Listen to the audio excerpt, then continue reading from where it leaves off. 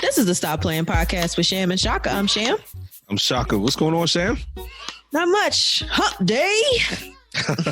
Yeah. I think the last 7 episodes, we probably covered every single day of the week. I thought about that. I was like, again, a couple episodes ago, we were joking about, consistency. I think we've been consistent in the sense that we decided at some point during the week, we're going to record. We are consistently inconsistent. I was like, all right, because I was listening to the last one. I was like, oh, it's Monday. And then one was like, oh, it's Thursday. Football's about to come on. Blah, blah, blah. But I don't think we've ever done a Thursday episode, though. I think that's the one day. No, we did. We did. Recently. We did? One of them was Yes. Oh. Yes. One of them was I'm going to have to look back on that. Oh, no, I'm sorry. You know what? Tuesday. I apologize. We did one. We actually did one Wednesday. The NFL preview show was a Wednesday because the first game was the next day. So that's probably what I'm thinking of. Yeah. Yeah. We did one Tuesday. So yeah, I think Thursday is the lone day. Thursday that we have night not lights. recorded.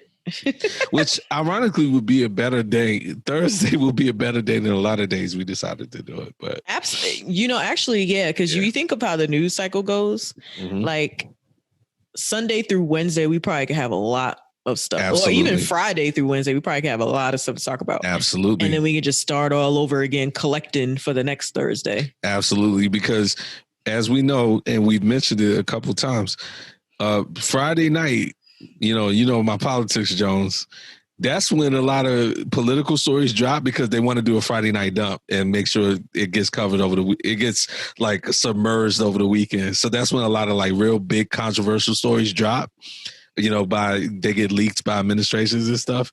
So yeah, we would definitely have that. Make sure that y'all didn't forget the previous Fridays, and especially speaking of dump with this administration, and that's not a hyperbole, but yeah. So. Maybe we'll think about that. Guys, this was like the extension of the pre-production being on the show. So send us your feedback, whatever day you want us to do it. And we probably won't do it what y'all want. But, send them feedback, though. We like it. Episode 80. Episode 80. Octogenarian. Yeah. Octogenarian. Got it. Yeah, I hadn't even thought about that. Wow, you drew my attention to something very well, special. I'm learning new things every time we hit these little benchmarks. So we create these little terms like, oh, what's the term for this? And then I go and look it up. But you got that one this time. Yeah, it was. I don't know why that was in the front of my mind because I certainly hadn't been thinking about this being our 80th episode. I feel like at this point we should be on our like 800th. It feels like way more than 80. You know what I mean? People could interpret that a few different ways, Chef. So like, I feel like I've been doing this my whole life. All right, sure. Granted, it's only been 2 years, but I feel like we've done so many episodes, but yeah, still young and fresh. Definitely young and fresh. Yep. Speaking of getting good feedback, we've been getting some great reviews on Apple Podcasts. So keep that up, folks. Thank you, guys. And still 5 stars. So let's keep that pushing. And then look, so we found out yesterday or 2 days ago that our podcast is ranked 3rd in Russia on Apple Podcasts. So President Putin, remember, we're American citizens, so you can't suppress us. The people are listening to us. But Sham, listen, I'm happy, and citizens of Russia, thank you guys very much. But if we say anything about Putin, so I gotta control myself now that it's going over there, because he likes to what he does with those reporters, he does like poison. He poisons them. So watch it, protect your neck out there if we say anything bad, because they'll get back to him. Words are wise. I don't even know of this person you speak, so sit on hate mail. She said, "Who?" Moving on. Wow, I don't know what you're talking about. Oh, that was great. Because I was like, "How does she not know?" Oh, wait, yeah, no, she's smart. Okay. Yeah, keep cool. Oh gosh. So listen, guys, keep listening to us. Keep putting the reviews on Apple Podcasts. We really appreciate it. Also share us with your friends. Let them know that they can find us on Apple Podcasts, Google Podcasts, Spotify, or whatever their preferred podcast app is. Also, you can find us on Facebook and Instagram at the Stop Playing Podcast, and tweet us on at stop_playing pod. We're also on YouTube, so check out our YouTube channel and subscribe. And we also have a webpage that we've been talking about for a while, which I think we are going to launch very, very soon. So it's going to be www.stopplayinpodcast.com. So please look for that very shortly. Shay, I'm going to jump out there. You know I like to do this. And then, of course, you can cut in from wrong. By our next episode, this website, the webpage should be launched. And if it's not, we'll just have to we'll cut it. We'll cut this. Or you guys won't know we said it. No, if it's not, we'll just have to wait to push out the next episode. Oh, right. Actually, I had that in the back of my mind. Like, okay, well, based on my promise, let's just keep pushing this one. Hold the episode. So if we have a month's worth of news by the time we do our next episode, you'll know it's because the webpage was held up. Yeah, so you can thank Shaka for that hold up as well. Please send your emails to shaka@stopplayingpodcast.com. Correct. Still haven't gotten any hate mail yet, guys. So you guys agree with everything. Thank you. All right, let's get into it. Let's get into this. This week was a big week, sir. Yeah. And actually, to the point about the days we were going to record, we were ready to go yesterday, but we purposefully held it up because today's Wednesday, September the 30th. Yesterday was Tuesday the 29th, and we had our first presidential debate, and we both wanted to watch that along with our fellow citizens because we thought maybe we might get a nugget or two of new information or something useful, or just in general, see how the candidates presented their case to the American people. I say all that in a very classy, way that debates were intended to be, and yesterday's debacle was nowhere near that. This was probably the most highly this was the most highly anticipated versus battle of the year. And yeah, it was some utter trash. Just like the verses, unfortunately. There weren't many technical difficulties, but there was definitely a production problem in general. Yeah. Cardi B would have been a more formidable opponent for President Trump. Yeah, this was he came out with the mindset of a hip hop battle where I'm gonna talk over you, I'm gonna scream at you, I'm gonna do whatever. So Sham, I'll be transparent. I don't really have much substantively to say because there was nothing substantively to get out of the debate really yesterday. Very, very, very few moments of that sort. Everything is about the production, the things that were happening during it between the two candidates and the moderators. So that's my thoughts. If you don't mind kind of sharing your thoughts first, because it's not really the classic political stuff like I would have to go through where I'm talking about policy stuff. So I just want to save my smoke, if you don't mind. I think a lot of the substantive stuff was kind of covered by some of the craziness. Yeah. Like I felt like there were times when Joe Biden wanted to really talk about policy, but he was shut down by like the craziness that was coming from President Trump. And one point was made very clear was that President Trump just doesn't want to talk about his plan for the country or any of his policies. He would rather get into a shouting fest and deflect and overtalk Vice President Biden. So that's pretty much kind of what I got from it. A very powerful statement was made by him that everybody has been talking about. He was asked to denounce white supremacy. And instead of just doing that, he told a certain group of white supremacists to just like stand down and stand by, or stand back and stand by, because they wanted him to tell them to stand down. Stand down. Correct. They stand back and stand by. The Proud Boys. Yeah. And then they promptly put out a new logo, which had those very words on it. Oh, I mean, they took that and ran with it. They're the only people that woke up this morning happy after that debate was the Proud Boys. Absolutely. Yeah. This was the biggest come up for them of all time. Here's where I'm at. The Stop Playing podcast has been out in front of this. And so, when people giving their takes and stuff like that, everyone was watching it, it seemed like. I mean, it's the first presidential debate. This is one of the few times you're going to really have the attention of most of the American adult public, whether they vote or not. And it's on, network TV.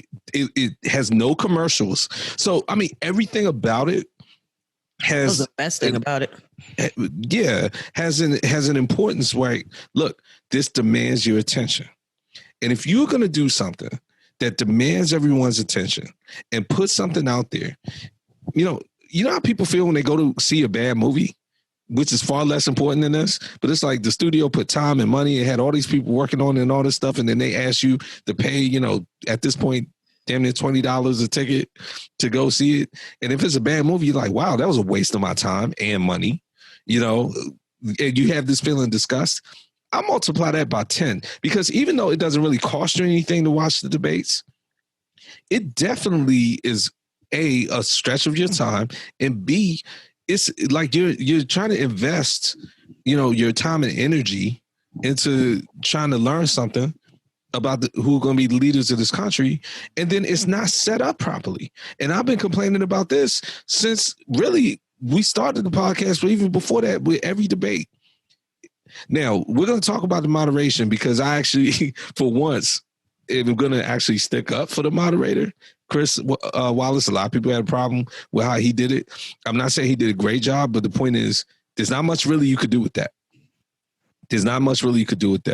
Sham, the biggest thing I spoke about, I mean, you got to cut these mics.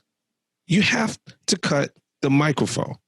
The moderator or someone has to have the power to cut microphones, because if candidates are going to come in there, and we saw this during the Democratic debates this year, where it's clear when candidates come in, they're not as bad as 45, but when candidates come in with an agenda like, look, I don't care what the rules are, I'm going to get my point across. If that means I have to interrupt people, I'm going to do that. If that means I have to shout or what have you, they try raising their hands sometimes and then people just shout over them. If that means I have to go over my time, I'm going to do that. And I don't care what the moderator says, because in the case of the primaries, it's like, well, it's 20 of us out here. So if I don't get my point across and I only take 5 minutes of time, people are not going to remember that I was here. In this case, 45 is like, look, man, I don't care what the rules are, because the rules confine me to talking about policy, and I don't want to do that. So I want to go out here and be disruptive. Either way, what's the point of having a moderator if you don't give the moderator the power to really control the debate? And people, talked about school and, well, okay, in the school debate or whatever, the moderators are teachers. So they can be like, sit down, you get suspended. Like, stop what you're doing. Chris Wallace can't do anything to President Trump. He can't.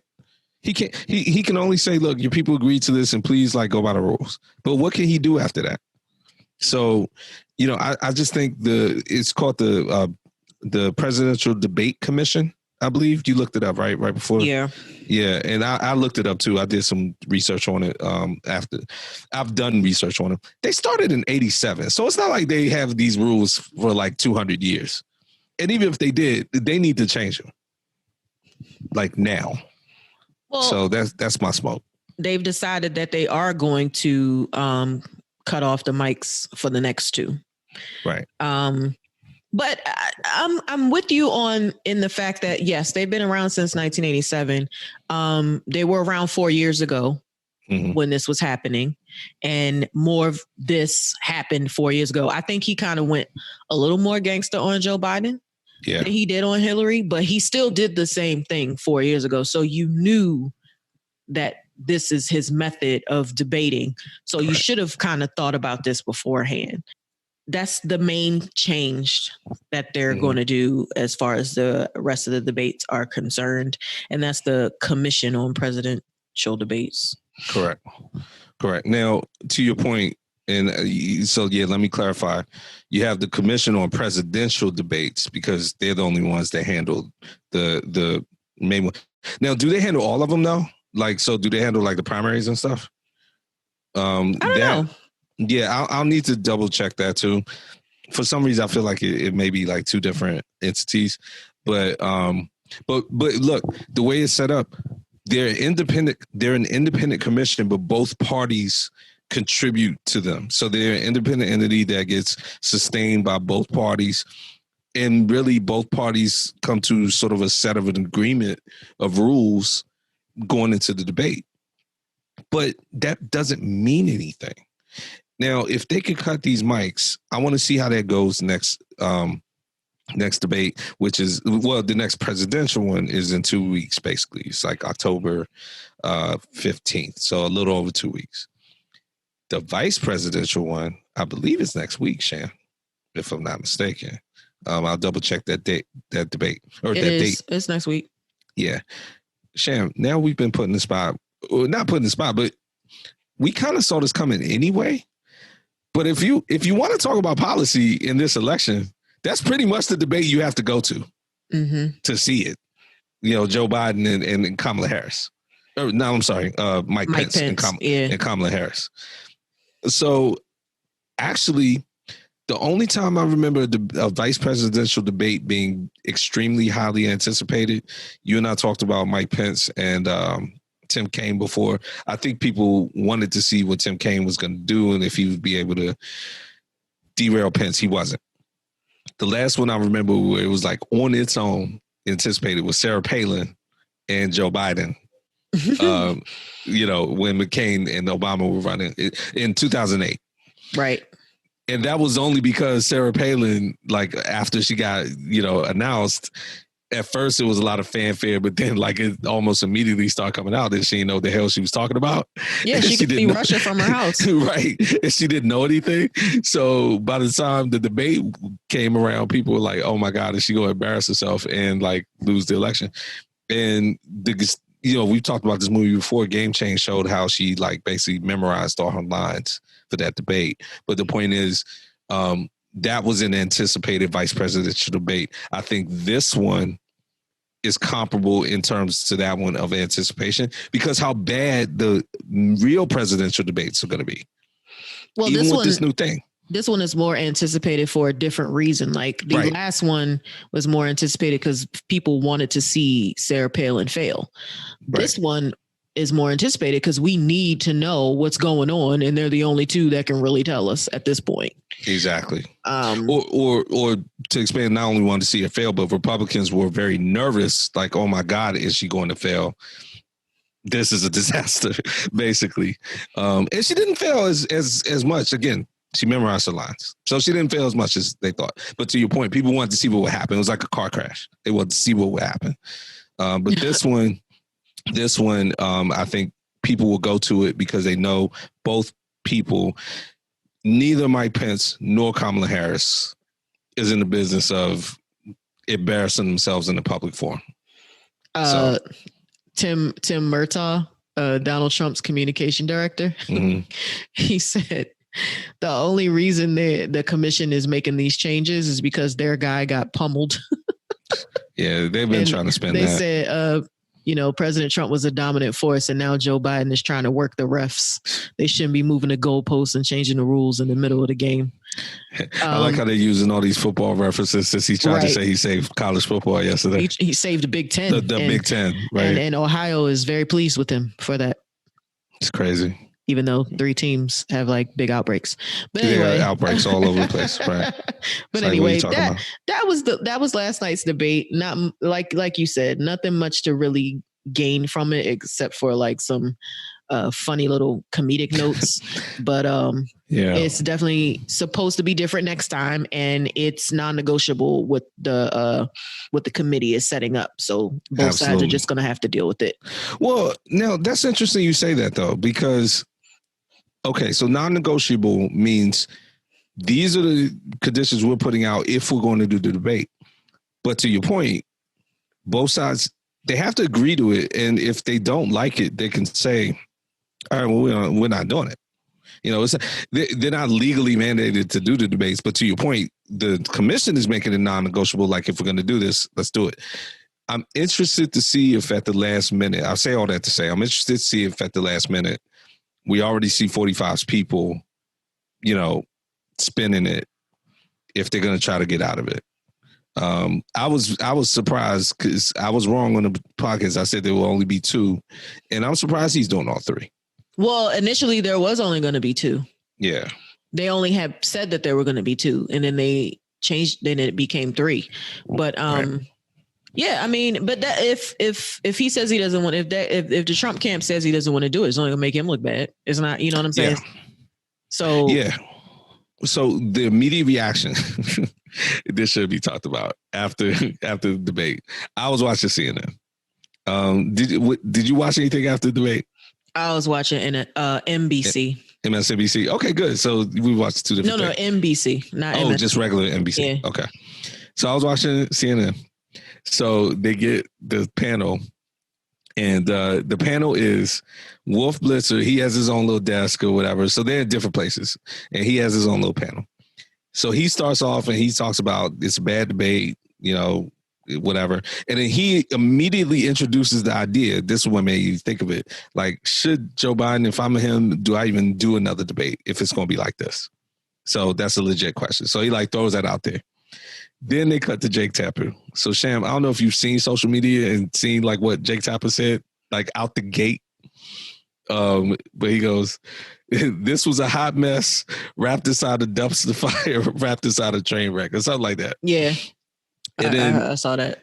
Dana Bash, who's sitting next to him, and you know it's around 10:30. You know, the debate was an hour and a half.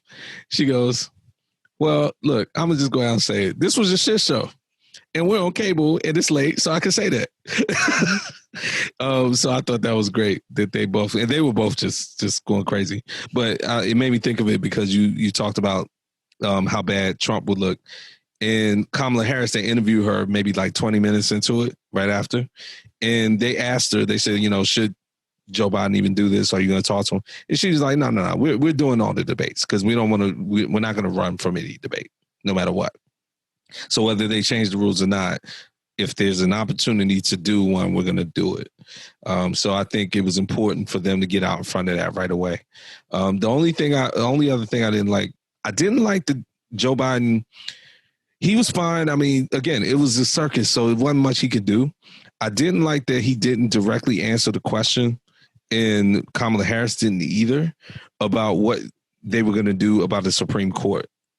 You know, if he wins the election, the idea was that if they also win the Senate, they will then pack 2 more judges on the Supreme Court. And I hate the word pack, but put place, because there's no limit to how many people you can put on the Supreme Court. So if the president and the Senate work together, they say, okay, well, you guys have a 6-3 advantage or whatever it is. Fine. We'll at least put 2 up there so it could be somewhere close.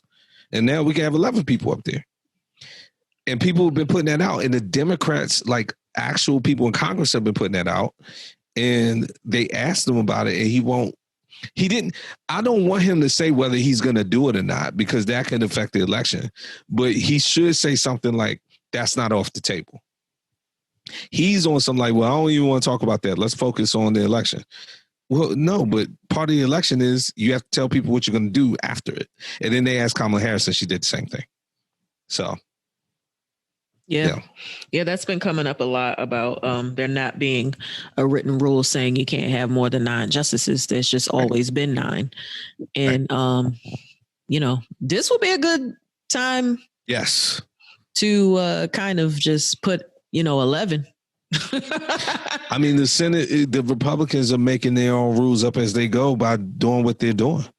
When they held up Merrick Garland, and now what they're doing with this justice, I mean, they're making up their own rules. So I'm not saying do it like willy-nilly, like it's not important. But if they don't do this, yeah. So let's just get to the Supreme Court justice. So, when we taped, we had an idea that Trump was going to, that he had already had his nominee together to replace Ruth Bader Ginsburg. And he did. And he put her name out. So Amy it's Coney Amy Coney Barrett. And, I mean, she has like a crazy record. Like so one of her first orders of business is going to be Roe v. Wade because she's written opinions about it. So the point is, as soon as she gets in there, I mean, you and I have talked about this. We've talked about this on the podcast since the beginning of the show. You got all these cases that are like basically on the 1 yard line or primed up for the Supreme Court. You got affirmative action. You got abortion. You got all this stuff. All this stuff is going to cascade the second she gets in office, which is why you have to. I just hope she's never had one. Had an abortion, right? I hope she's never had one, right? Because if she has, that would be the irony and the hypocrisy behind it. Actually, I'm glad you said that. There was a poll I saw this weekend where they said like 50% of people 50% of women who are against abortion, like politically, have had one. Which is like, what? Yeah. So I'm glad you said that. But yeah, so we just really wanted to mention her name because I hadn't actually said it when we taped last time. But they're going to try to ram it in. I mean, her name is already out there, and they're going to try to have this vote within the next month. It's just a done deal, like they said it. And you and I laughed about it before the show. I mean, it was one of the questions of the debate. And basically, 45 was like, because we won the last election, we can do that. We got enough people. That's how it works. His boy Mitch said in 2016 that the people should be able to decide who their next Supreme Court justice should be. But apparently in 2020, the people don't get to decide. They do. Exactly. One of the phrases he used that put us back to "we do this all the time" when Mick Mulvaney used it, the former press secretary, elections have consequences. He said that at the debate last night. Everybody who's even thinking about whether they should vote or not or whatever, or worse of two evils or whatever, every time somebody like 45 says something like that, that needs to be burned into your soul. Elections have consequences, and this is why I do this. This is why I'm going to put another Supreme Court justice in there. This is why I'm going to do this. This is because elections have consequences, and I can. I have the power to do it, and you gave it to me, whether you voted for me or whether you didn't vote at all. He's talking to you when he says that. So, off the soapbox. She's so young, too. Yeah, she's very young. She's 48. Yep. So she'll be there she keeps her health up 30, 40 years, whatever. Right. Yeah. She'll be there. She'll be there for a minute. She coming in hot, though, even though her quote is, "A judge must apply the law as written. Judges are not policymakers." Yeah, but you want to come right up in there and make sure that certain laws and policies are changed. Absolutely. Like, why do these people even say these things? Yeah, it's something to say. I'm glad Biden said this last night.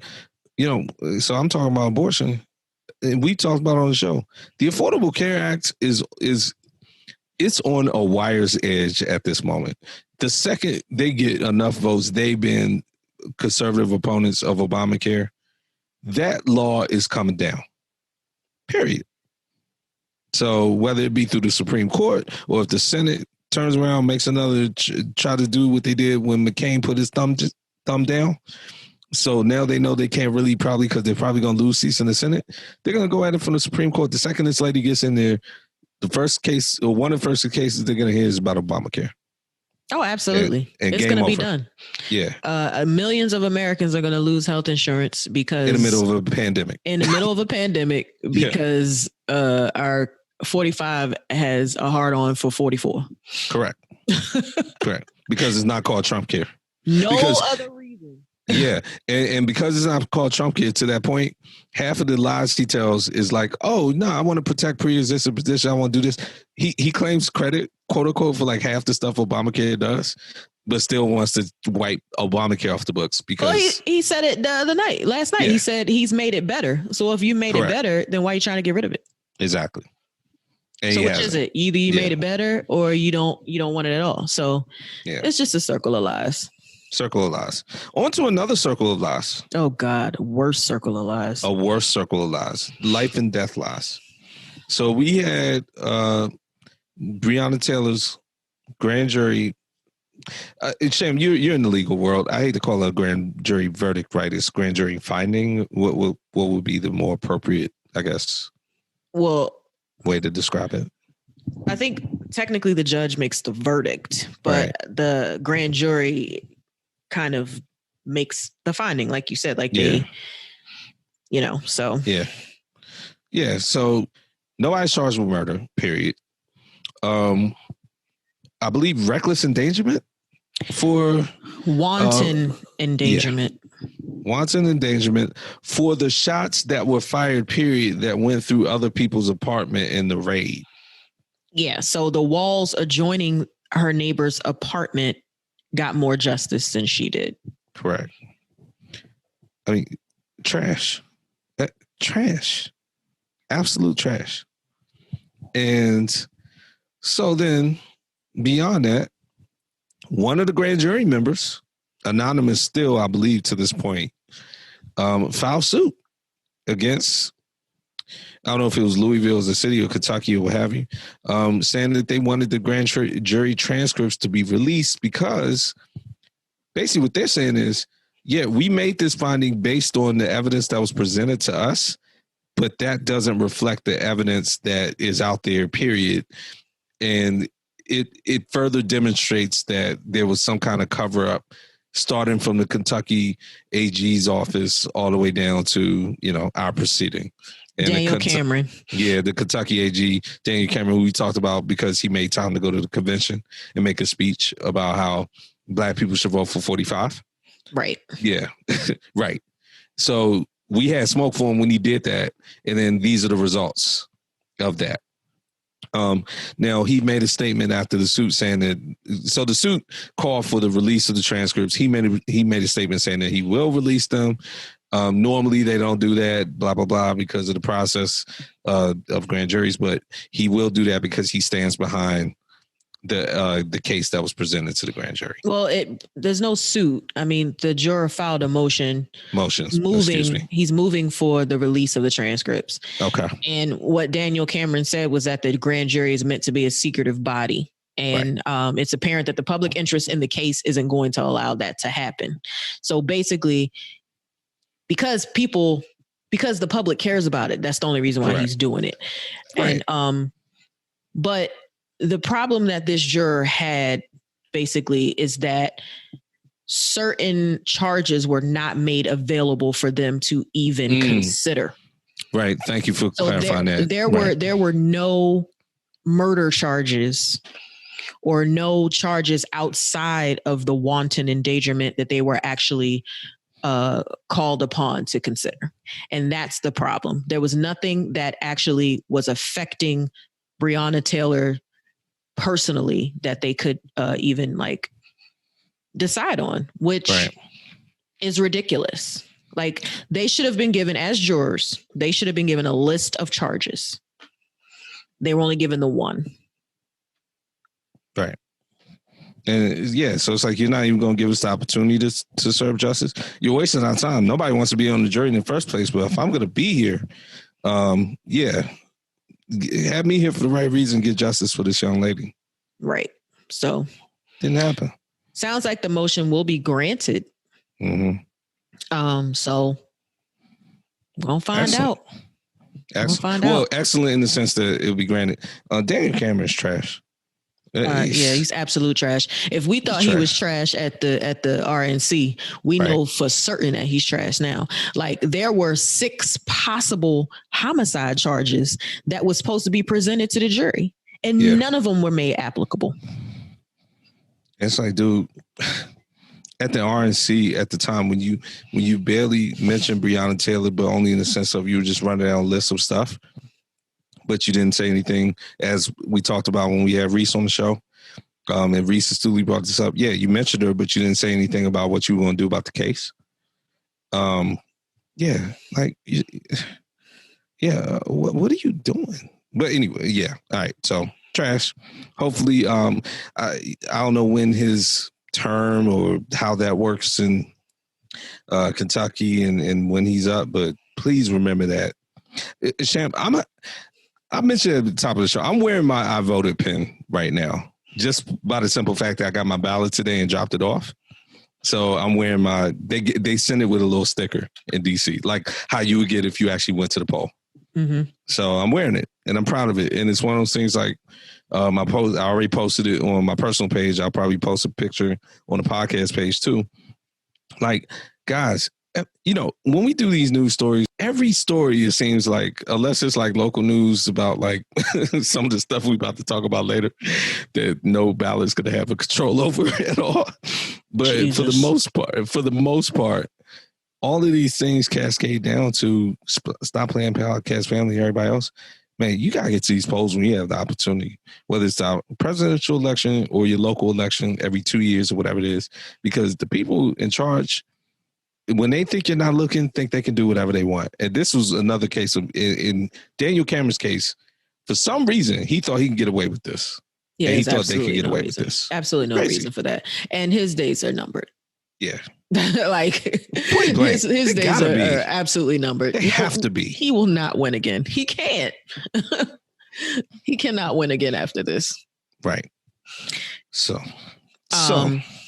speaking of not winning, Jesus. Yeah, this is a ugly story as well. But so take us through this one. A cheerleader at Stephen F. Austin University in Texas was targeted by 10 students, and this is a Black student, young lady. Okay. Was targeted by 10 students who led officers to swarm her dorm with guns. Yeah. All because they said that she had a knife on campus and was going to use it. The cops actually showed up to her room, her dorm, guns drawn. Right. But I don't know what she said to them or convinced them to not to like back off. But whatever it was, thank God, because that girl's life could have really just been taken because 10 kids, I'm going to call them kids because adults don't do this. 10 college kids decided it would be funny to make a false report about her and this knife and have these officers come to her room. So unfortunately, I was about to chime in real quick. I'm glad you said that last comment. I wasn't thinking about it on this level, but unfortunately, adults do this. So this is called swatting. That's the official term for it, swatting, where people prank and then create an incident so that essentially it's called swatting because it'll be a SWAT team, but whatever the cops will show up to somebody's house. Now, I will say this. Some white people got in trouble for doing this to other white people. A story I don't remember all the specifics, but it was like 2 or 3 years ago. A guy got life in prison for doing this because the cops came to the place where he swatted and they shot the guy. They shot the person. He was trying to play a prank on someone. The cops came. It went south, like you said, and they shot another white man. So these were 2 white people. But the point is, it's not like super, super common, but it's common enough where it has a term. To your other point, once guns get drawn, once the cops show up, period, things could go south. And once guns get drawn, things could go all kinds of different directions. Breonna Taylor, at the heart, see, the problem with the Breonna Taylor thing, far beyond, just not far beyond, but just beyond her getting killed by the cops and them coming up and the lack of justice that's happened since her killing is why they got there in the first place, which is bad information. It was bad information that got them they were pursuing her boyfriend or what have you. There's a lot of whole issues there that we haven't really gone into, but the point being, they were under the impression that they were making a raid to arrest him or arrest them with drugs. That was a horrible impression, and the way they executed it was terrible. And the lack of justice that's happened since is even worse. But the point is, the only difference between Breonna Taylor and the story you just described is that they didn't get a verbal tip as a prank, but it was bad information and they acted on it without doing their research, because a lot of SWAT teams and stuff will do that. which is why this is so dangerous. They barged into her room at 3 a.m. Right. And then they said that it was a report that she was threatening to stab students with scissors. And then they were saying a knife and then all this type of stuff. Right. And the even sadder thing about this is, and I was telling you before the show that the only reason I knew about this story is because I'm in a HBCU alumni group on Facebook, and someone had posted it and said, and this is why she should have gone to an HBCU. No, honey. There were Black kids involved in this too. It was a racially diverse group of students who decided to pull this prank. So it wouldn't have mattered if she was at a HBCU necessarily. Correct. But Black people were helping to perpetuate this prank. So don't even make it at this time about race, because they helped. Sham, look, these are college kids, and I did a lot of dumb stuff in college. Like, I would never want a videotape of all the stuff I've done in college to ever come out. I'll be ruined. That being said, you're living in the age of Breonna Taylor, where we are marching for justice for cops showing up and killing Black people, in this case, a Black woman. And you're going to participate in a swatting of another Black woman? Ridiculous. Like, those Black people need to be called to account. You know how we find the white people who do the, Karen stuff and publicize all that stuff? Look, I know these are college kids. I don't want their lives ruined, but they need to be accountable for this. And the Black people, I got so much smoke for them, it's not even funny. That's it. What are you doing? It's like, y'all thought this was funny? Are y'all related to Daniel Cameron? Is that his nephew that went to that college? I don't know. Like, what y'all doing? But I will say, I appreciate that the police chief, a Black man, is like, has started an investigation and really is taking the position that once I find out who all these people are, they will be held accountable. No question. They definitely should be expelled. Stephen F. Austin has already said that every possible level of accountability they're getting. So they're going to be expelled. Yeah. And then after that, somebody need to get locked up. Oh, so, absolutely. Yeah, let's go. I give the young lady some credit. Oh man, tons of credit. Kristen Evans is her name. Mm-hmm. She moved out of her dorm and then just continued to take classes. Like, I would have had to have been removed from the campus completely. What, go to another school? I'd have straight up transferred. I'd have been done. I'd have been done with Stephen F. Austin. I guess that's true. I would have. I mean, well, honestly though, probably what helped her is people like that police chief. Yeah. I mean, if you don't feel protected, it's one thing for people to, it's like anything else. If people commit a crime against you, but you feel it's been properly handled and you're protected by somebody like him, that's probably goes a long way to explain why she stayed. Yeah. The police chief and the president of the university have all the smoke for whoever did this. And exactly, that's definitely to be appreciated. Yeah. On from the unfortunate to just freaking crazy. It's good to be able to laugh. Yeah, we cover some serious stuff. Yeah, we cover some serious stuff. Yeah. So Shaka. Mm-hmm. What do you normally do with condoms? God. I knew you were going to ask like that. We did not talk about how we were going to approach the story. We just put the story in and said we were going to approach it. So you're really going to seriously ask me what I do with condoms? What do you do with them after you use them? Like, I throw them away, Chef. I would think most people would do that. Because it's kind of nasty. It's very nasty. To do anything else with a condom except throw it away is extremely nasty. But go ahead. So it seems that in Vietnam, they reportedly wash them, reshape them with wooden dildos, and then they repackage them and resell them. They have taken recycling to another level. Insane. The first thing I thought about when I thought this is, man, this level of craziness is why we really couldn't get that situation wrapped up over there. 60s and 70s, because we were not prepared for the level of craziness that these people in Vietnam were apparently bringing to the table. Okay, right. That was my first thought. Like, oh, okay, well, people always wonder like what exactly was wrong in Vietnam. They were a little too crazy for even our like understanding, and this kind of story like supports that. Right. So the Vietnam police has seized more than 320,000 used condoms that were being sold to people. God. But look, these are the facts that we know. Let's just. I need some answers. First of all, where were they getting these used condoms? I mean, right. Where were they getting them?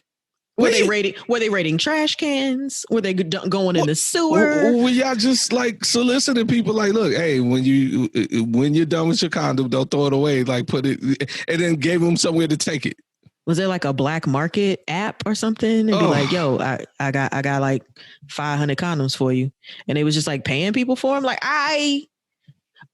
first of all, she was paid 17 cents per condom. Oh, the chicks, right? So the chicks keep them. Look, 17 cents. I mean, good Lord. I mean, oh man, this is just you can't even wrap your brain around it. The mindset that goes behind something like this. Like now, granted, what would make me nervous is okay. Besides just the nastiness and craziness behind everything, what are you actually doing with the contents, let's leave it like that, of the condom? Because I mean, if guys are just giving them up, which guys, listen, I need these Vietnamese to come holler at some of us over here, and we'll tell you, man, look, you cannot take your eyes off something like that. That's how you get trapped, and that's a kind word to say. You got to make sure that goes all the way out. But the point is, she could take that. They could create kids off stuff like that, harvest DNA. And I'm not, we've been joking for most of the time, but it's crazy. I'm sure that there was a thorough condom intake process that had each condom had to pass some type of test. A thorough condom intake process. I like how you put that. Where they had to pass some type of inspection to be able to be reused and resold. What the hell does that inspection entail? Well, I'm sure they had to check for holes, right? Because you don't want to mess up. Your product has to be respectable. You want returning customers. I guess my question is I mean, are they on a latex like shortage where they can't just create new ones? Yo, this is the most ridiculous business. Can I see the books on the economy and what import export? Like, let's just raise the budget on latex import and solve this problem and get rid and stop being nasty. Like, what y'all doing, man? Yes, it's nuts. I guess. Well, yeah, we'll diversify latex and sheepskin and whatever else. Polyurethane, you got all your groups. Yeah. It's like, come on, man. I need the Durex people and the Trojan people and everybody else. Let's sit down at the table and figure out how we gonna bring Vietnam into the 21st century real quick.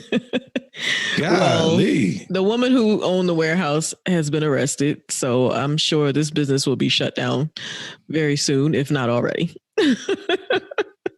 Yeah, she's crazy. Look, she goes in the pantheon of people who I want to be in the room with the ideas. Just like the KFC chicken guy, I want all these people to sit and tell me, like, how people get billionaires to sit and give business advice on how you get money. I want all these people to be like, what kind of crazy are y'all on when y'all just be sitting around thinking about stuff like this and then put it into action? So, hey man, she was trying to recycle, stamp her carbon footprint. All right. So, you know what? I've spent too much time on this, but I like the story. It's made me laugh. But yeah, good. Yeah, she needs to have some time to think about this. Yeah, I mean, well, actually, Sam, I forgot to do this one little footnote. Brad Parscale, remember him from he was the campaign manager for 45 in Tulsa? The one that has gone crazy now and decided. So, right. That's the only reason I wanted to bring it up. Apparently suicidal. Yeah. Suicidal. So I probably shouldn't have said gone crazy, but yeah. Well, I mean, well, look, he's definitely been off. He's suicidal. Now, in addition to that, also accused of siphoning, they said $40 million. From where? From the campaign. From the campaign raises money. I mean, Republicans can always raise dumb money. Yeah, he's not Michael Bloomberg. He needed money.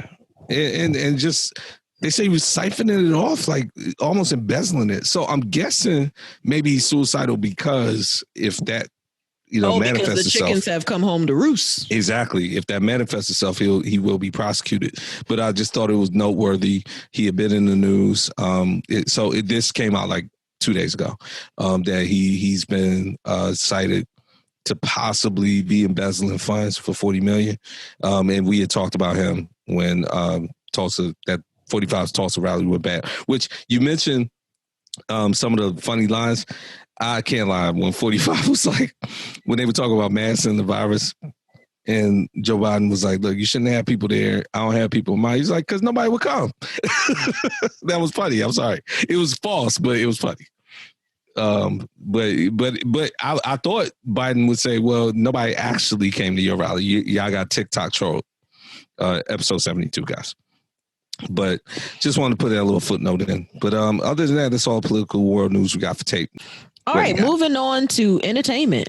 So we talked about Chadwick Boseman and his death in episode 78, We Never Freeze. Yes. Where we had Reese Waters on. And we talked about the impact that he had on a lot of people, people who knew him, people he doesn't, impact he had on the world. But one person was impacted very greatly by him. One of his co-stars in the movie 21 Bridges, which I have not seen. Have you seen it? I have not. No, I actually, I mean, I'll see it now, but I didn't hear good things about it when it came out. I'm probably still not going to see it. It's like, look, I paid my tribute. I'm not going to see a bad movie. Like, look, I don't do like pity watches. Yeah. You know what I'm saying? Man already got paid for the movie. Like, look, he's fine. I thought he was awesome, but I'm not going to sit through a bad movie just because I thought he was awesome. But one of his co-stars, Sienna Miller, said that he gave her some of his salary on that movie so she could be fairly paid for her role. That is dope. That is big, man. That, Chadwick Boseman, he was what, 42, 43? 43. Okay. And relatively young. And one of those things, when he passes, his time in the limelight was very short. But there's certain people where, I guess what I'm trying to say is most of the arc for a lot of celebrities are, the classic Batman Dark Knight line. You can live long enough to see yourself become the villain, where, they live over time and they have these nice moments. But then when they start falling off, if they get old or whatever, bad stuff starts coming out about them. Chadwick Boseman, man, everything you hear about him, I don't think that would have ever happened to him. Celebrities don't do this. They don't do this. If anything, a lot of times movies get derailed because they want more money than everybody else, and that's the big thing. And even if they got all the money in the world, they want everything maximized to them. And for him to take money out of his own pocket to make sure a co-star who's she's known, but it's like, no, we want you to be on this project. I want you to be paid fairly. So on a moral level, to give her money, not give her money, but make sure she got paid. So that is irregular, to say the least, which shows that had his career gone, and had he been able to live and had a career, he would have been one of those people that would have been real. He did not let Hollywood get to him at all. You could argue that at a one point in time, Sienna Miller's name probably held to a far higher regard than his. Correct. I mean, she had a kind of messed up relationship with Jude Law, which became more of a headline than her actual acting career. Yes. But, fast forward to this point, it was a great thing that he did. And, that's the crazy thing about death that kind of like, and I know this is going to be a little tangential, but the crazy thing about death is like, there are so many good people in the world like this that have to die so young. Mm-hmm. Like, it's almost like, and there's always that thing where it says, well, he did the work that he was put on this earth to do. Well, why couldn't he do more? Right. Like, why couldn't he live to be 80 or 90? Like, I don't like that whole. I'm not a fan of that phrase. I don't like that at all. Yeah, and that philosophy. So his life gets to end because he was a good person. That's not cool. No. So. And then bad people get to live to 100 years old. Yeah, because we waiting on them to redeem themselves. They may never. And that's like, I'm a religious person, and in the sense of I believe in God and all that. I shy away from like when people talk about God's destiny for Chadwick Boseman had cancer and died. Like, we can people can debate till the cows come home the religious involvement in that, but what I'm not gonna buy is that his destiny was to live till 43 and that's it, and just put out these movies and then leave. I think the sentiment, hopefully, that we put out in the last one and I put out was that I'm glad he was able to do all these things before he died. Yeah. And his catalog was relatively, I guess you can call it short in terms of quantity, but I mean, great in terms of quantity, and was able to live all this stuff before he died. And that's how I feel about people like Tupac. He died at like 25 and just put out like, hundreds of songs and stuff. It's the same thing. So I'm not going to your point, I don't like that when people say that. He deserves better. He deserved to live longer if this was the kind of person he was.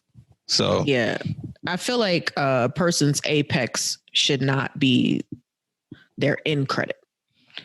Look at you.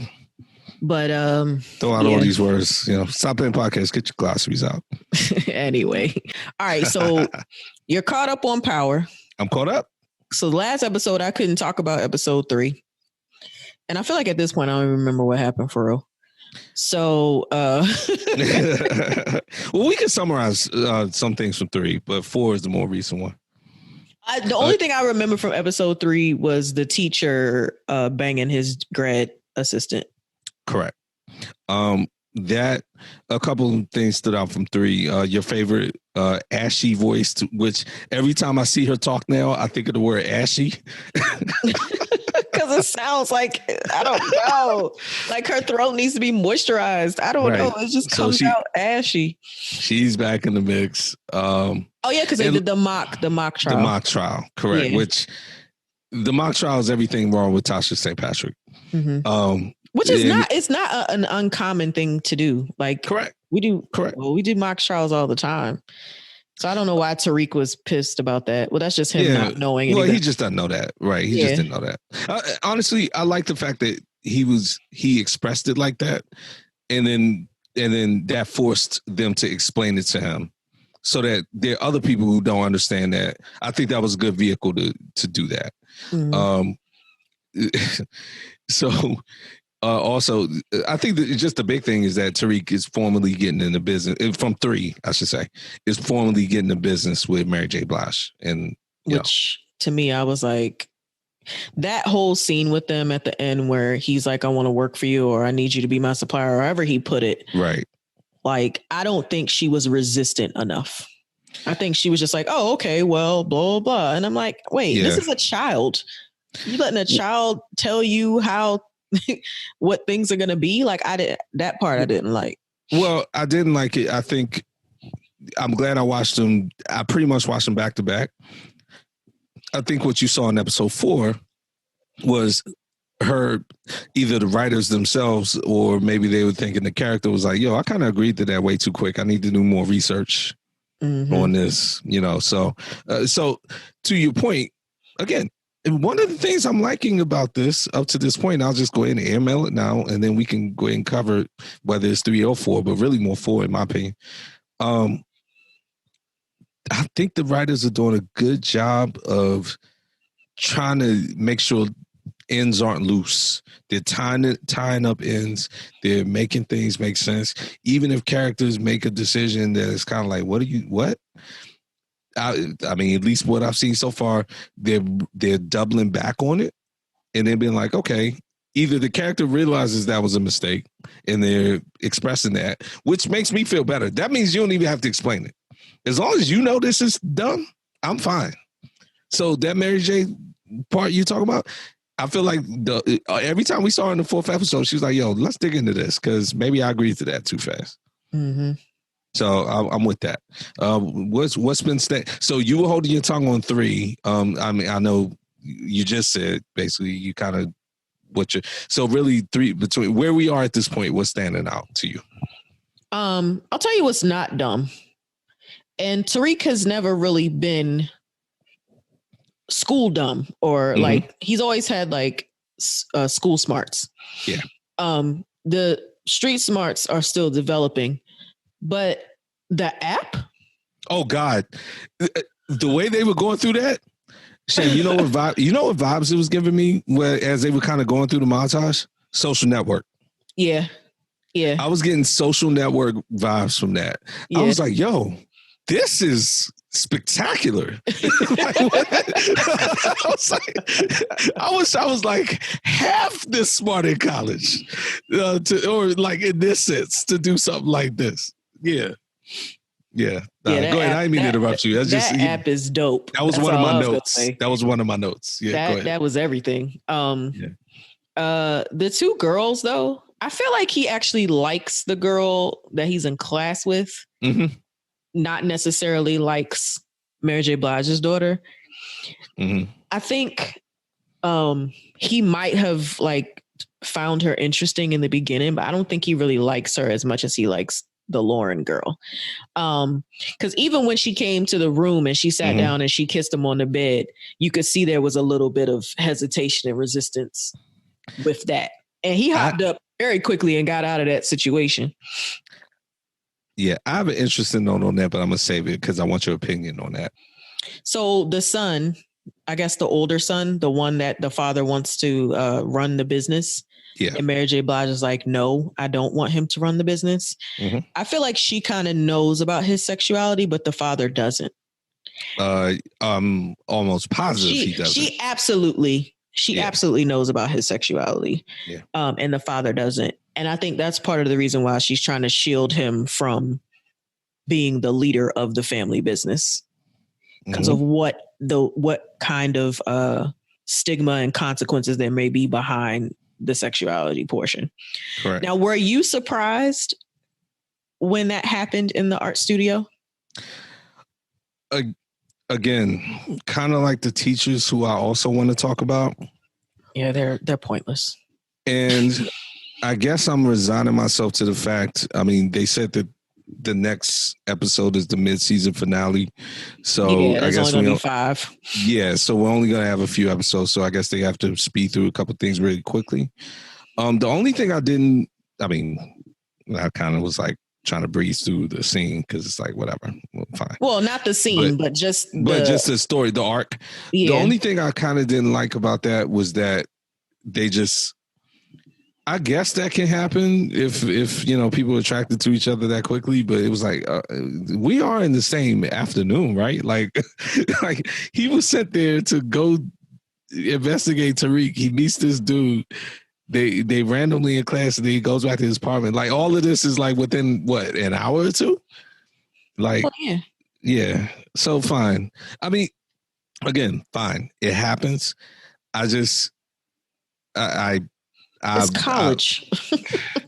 Well, he's not in that college though. It's a random person. But the random person is in the college. So yeah, that's the thing. That's fine. I guess okay, maybe I'll say it a better way.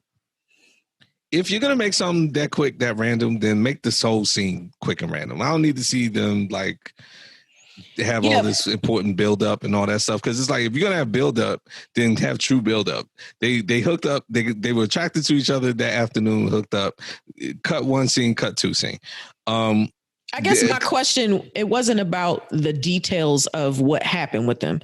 I guess my question was, did you expect his character to make that arc? Like when to be gay? Yes. There were signs of it even in the episode before, because kind of like his mannerisms a little bit. Yeah. And I hate to sound stereotypical, but when they the scene immediately before, I guess the scene he was in immediately before that, where they were in the kitchen and she was sending him to go see Tariq, you could kind of, I remember thinking like, oh, okay, is he gay? You know, I remember thinking that. And then when he walked in, so I guess this answers your question then. I wasn't that surprised that went down based on my reaction from seeing him in the previous scene. Yeah, no, Gaydar shot dead, battery dead, need to be recharged, because I just was not, I didn't see it coming. But the thing was, I was like, whoa, she pulled that one out of, you know what I'm saying? That's how I looked at it. Courtney pulled that one right out of the hat. So it does make it, which now makes me feel like that is a huge reason why. Absolutely. Mom doesn't want him to be the leader. Because, I mean, look, she found a drawing. Like, you found a drawing, a very detailed, intimate-looking drawing of another man in your son's backpack or whatever you. I feel like she knew even before she saw the drawing. Of course, but my point is, that's the show telling us that she already knew that. Because she wasn't surprised when she got it, when she saw it. Yeah, because even when she said to him, no matter who it is, they got to be down with basically the family business. Yeah. And I think if I remember correctly, when she was talking to him, when he was in the shower, the scene you're talking about, she kept emphasizing the word man. Like, not every man is like your father, not every man. Mm-hmm. So it was just like all these little tells that she knew. So anyway. let's talk about the teachers. So, okay. Sham, you asked me about the teachers before, and you know, at the time I was like, it's fine, but maybe they unveiled their storyline too quickly. Now I'm like, what? Where the hell are they even going with them? They serve no purpose, right? They really don't. I'm gonna keep it 100 with you, and I said this to you before the show, and this was one of the things I was talking about. I almost feel like because of Tariq's age or supposed age and the supposed age of his contemporaries in that storyline, you can't really so even if he hooks up with whichever girl it is or whoever he hooks up with, you can't really show sex scenes with them. They need to meet their sex scene quotient. So they just brought in these like random, you know, grown people to do that. Because otherwise it's like, and when they're sitting there talking, it's like, why is this important? Like, why do I care about whatever they're talking about? Like, no one cares what they're talking about. Yeah, when they were arguing about Tariq, that was one thing, because it was like, all right, well, I like this. Because, but why were they even arguing about Tariq? That's the other thing, too. Like, why do they care enough? Why does one care enough to argue about that subject? That's another thing. Like, I feel like they're just being forced on us as attractive people. Yeah. Who can occasionally have a sex scene. Have sex, right. That we can see, right. I mean, there's really not much else to say about them. Like, I'll say this one thing. Especially the guys' conduct, but both of their conduct at that dinner was unacceptable. It was like... It was hilarious, but it was like, are y'all serious? Yeah. It was ridiculous. You know, that dinner though, Sam, that's like everything that's wrong with Black elitism. Everything. Yeah, I wouldn't really know. Well, I'll put it this way. You jokingly called me a 1%er. Which listen, I gotta win it. I gotta win that armor in the sense that I went to a school like that. You went to a school like that. I went to public school. Like that. Right. I get it. And honestly, I think it serves the purpose of this conversation. I can intimately speak to being a part of dinners like that, where, you know, I love my people, but there's some of my people who don't know how to act when they get a little bit of information or a little bit of money. Like, they just don't know how to act. And that dinner was like the prime example of it. Where, you know, you're out here, you're talking about literature. I like the fact that Tariq knew about The Prince and Machiavelli in that book way more than old girl's mother did. Yeah, she thought she could just drop it and make herself sound smart. And he's like, I've read it a few times. I want to be like, did you read the book? Right. He's like, because you just read this in high school. Right. He's like, I read this several times, and this is my opinion. It was like one of those things, like, she threw that at him. It was like, well, you clearly didn't read the book because you're acting surprised at his take on it. That's the accurate take. And then it made her say, well, maybe I need to read it again. Well, maybe I need to read it again. Maybe you need to read it the first time. You didn't read it before. And, you know, his father, the girl's father, like all of that, unfortunately, that was not a caricature. Like I've met plenty of Black people, especially in the circles that I went in my school, that act like that. And it's like, look, just be glad. Let's all rise and be successful. Let's not. It's bad enough when white people do that. Like, don't do that. And then when her boyfriend came in, so you want to talk about the dinner? The dinner was very interesting to me on a couple levels. So she got her little is that her? They keep calling her boyfriend, and then he walks in, Sham. So how you feel about this as a woman? I hate when people, they clearly aren't like together. How's my future father-in-law? How's my future son-in-law? Whatever they said. Yeah, it's stupid. Now, Sham, here's my other question for you. I know you had to watch that. I hope you caught it. It was like, you know, dudes really ain't shit from like Jump Street. So you mentioned how Tariq, you know, Mary J. Blige sent her daughter. So is her name, what's her name? Tasha? Her name's Tanya? I forget the cousin. I forget her name. But Mary J. Blige's daughter, okay? She sends her after the son disappears with his dude. She sends her to the school to go see Tariq, or at least she wants to go because she likes Tariq. Sends her to send him the product, but to give him the product, to find her brother as well. Exactly, but she wants to go because she likes Tariq. All right, cool. And her mom knows that, right? And thinks she can use her to get information. Right, cool. She shows up, basically just like jumps on Tariq, like, "Look, I like you," whatever. And they kiss. I took it. Tariq was feeling her. He was. I mean, he was surprised that she like jumped out there like that. But I mean, I think he kind of knew she was feeling him. But you know, okay, he kisses her. So then he goes to old girl's house, his classmate. They do everything. You know, they said at the dinner we're talking about. Then you know, the mention of her boyfriend was made even before that. So he kind of throws that in her face, and she's kind of like whatever. And then you know they kiss. Then the boyfriend shows up. Then Tariq gets mad and leaves. Now, he tried to play it off later, but at the time, I was like, okay, I want to ask Sham, like, that's typical dude, like, BS. Like, how you going to kiss a chick, like, I don't know, 30 minutes before you come to the other dinner and then get mad when your chick, or the chick that I guess you claim to like, has somebody else too and told you about it. So it's not like it was a surprise. So I just wanted to get your opinion. Like, was that trash male behavior? Nah. I'm gonna tell you why. Okay. Number one, she did say she had a boyfriend, but she didn't make it seem like it was like a serious type thing. Okay. Number two, the boyfriend just shows up. I mean, he popped up. Right? He popped up. So, I mean, your instant reaction is like, yo, how the heck she asked me to come over here and then the boyfriend gonna pop up. Like, that's not cool.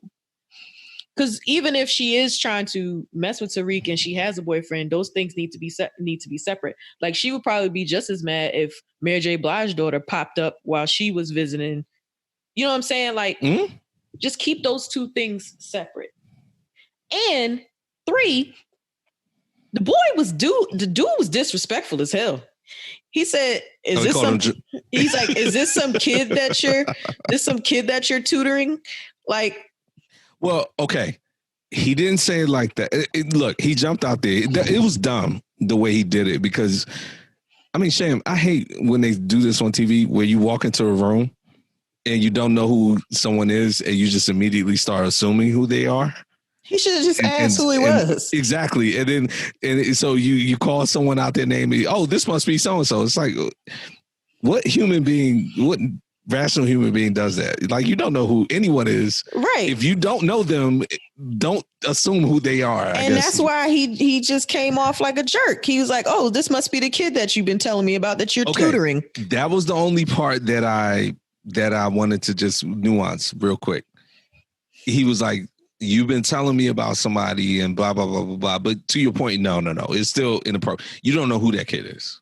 You don't know who he is. Yeah, you don't know who that is. Is this the kid you were tutoring? No, yeah. No, don't just, hey. You must be Jamal. Right, like, stop it. So talking about a raw name and all that. I was like, yeah, nah. I just think, look. But okay, wow, we have a reversal because I took a few things into consideration. Well, I guess where I'm coming from is, how you going to text her and be like, we don't got nothing to talk about, like you upset. Now, I'm glad he kind of cleaned that up later. Because at first I was like, man, that was savage. She just kind of carried her, which would have been, I guess, fine. But it was like, but she can't control the fact that the dude just showed up. She didn't run from it when you brought it up. Now, she didn't own up to being with him or anything, but she didn't like say, oh, we're not together.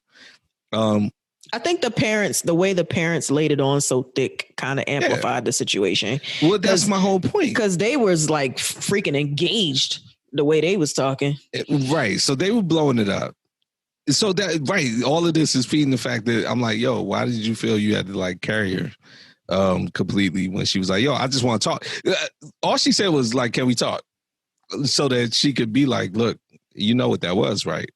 And he was like, we don't got nothing to talk about. And like I said, I like the fact that the show, in the same episode, had him come back the next day like, look, I got my options too. You got options? I got options.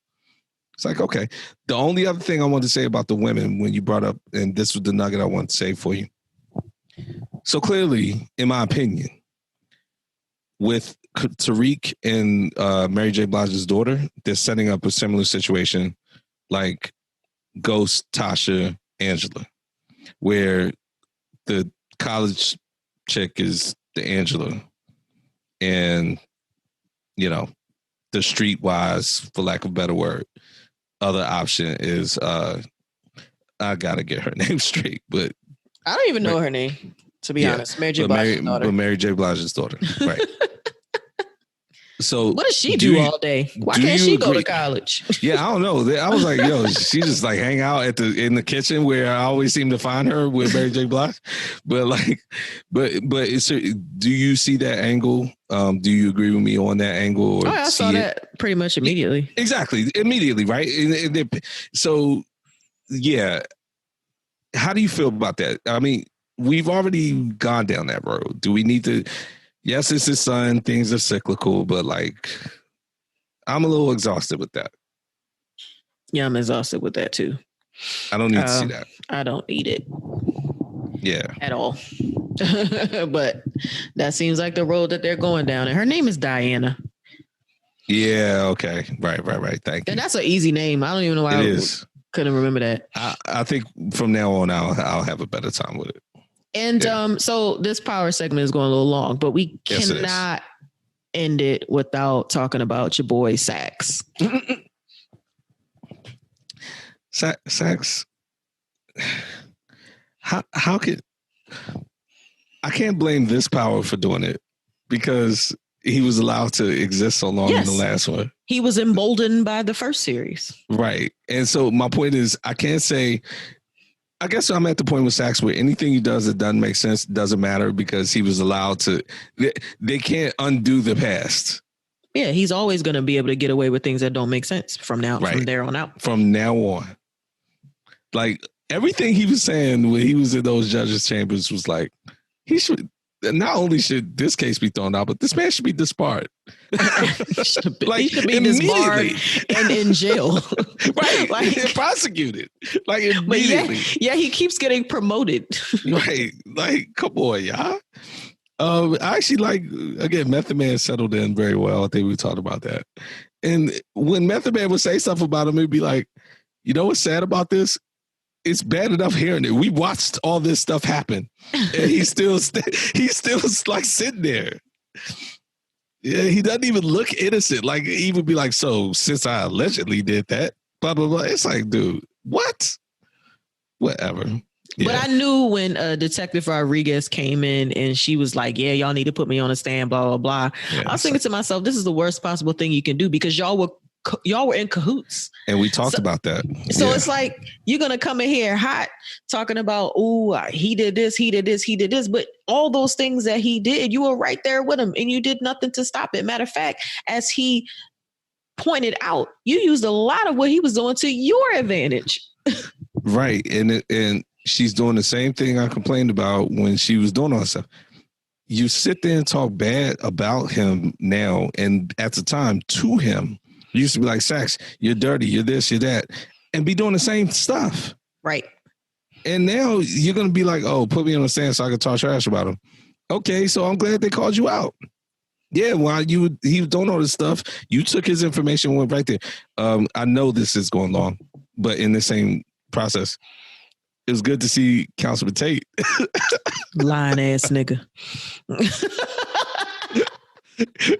Method Man, like, yeah, so you eloquently stated.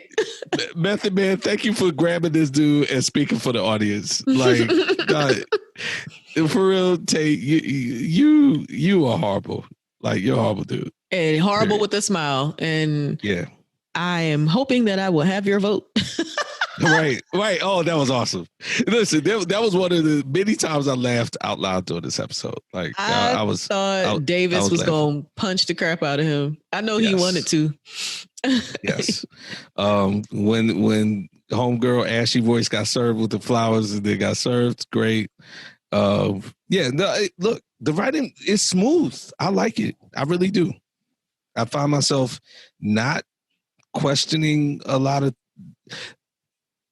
I disagree with decisions in terms of I wouldn't do that, but the point is, in the flow of the writing, I like what they're doing.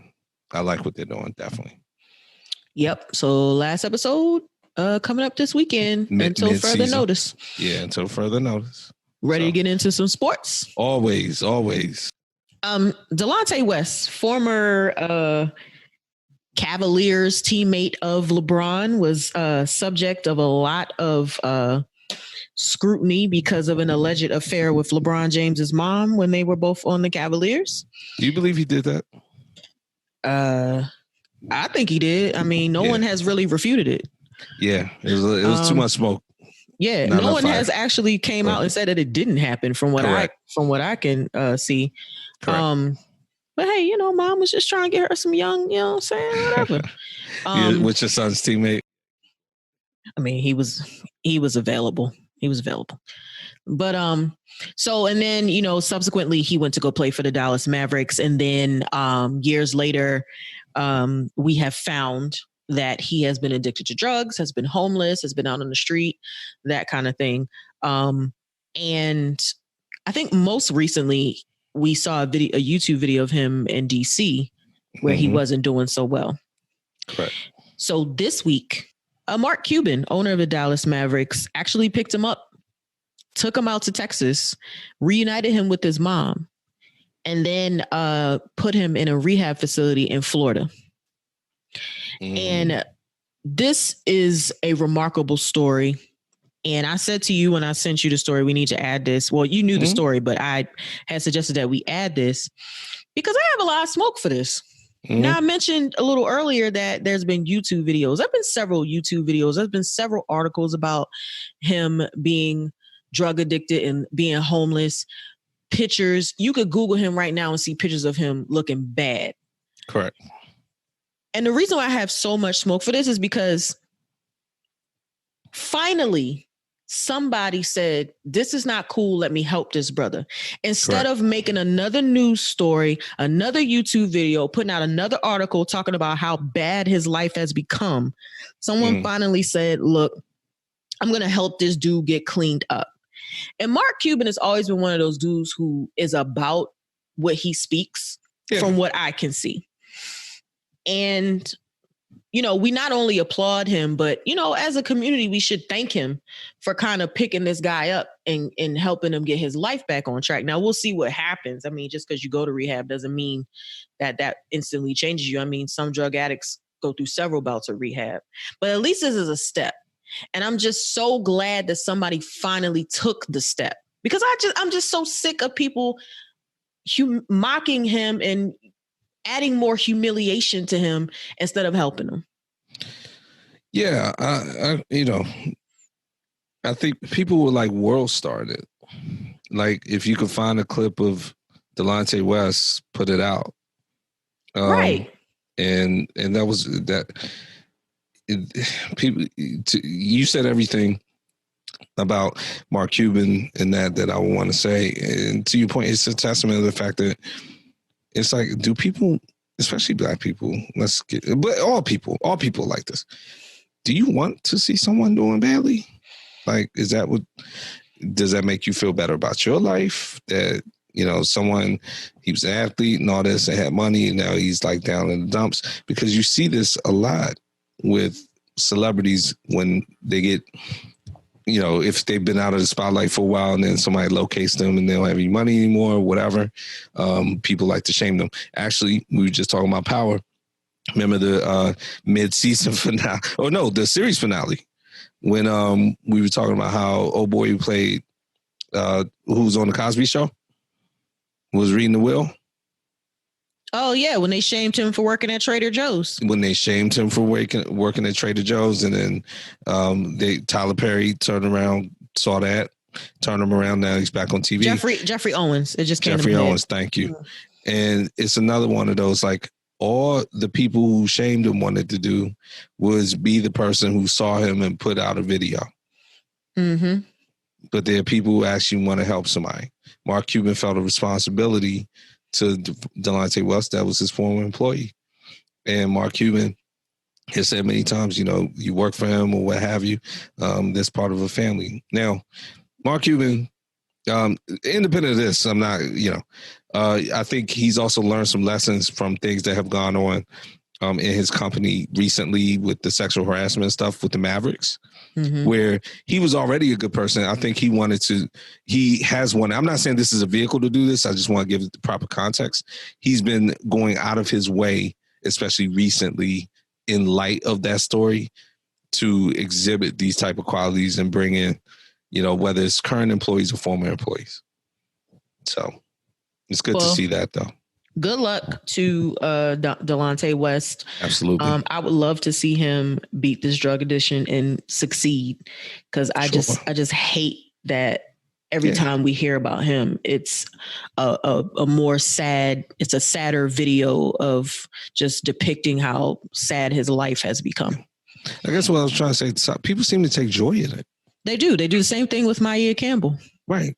They do the same thing with her. Every time there's always a video or something on World Star about how she's acting up at a gas station or in a convenience store, or just because she's bipolar, she's not taking her meds. Yeah. She's having these episodes and people just want to take videos of it and laugh at her.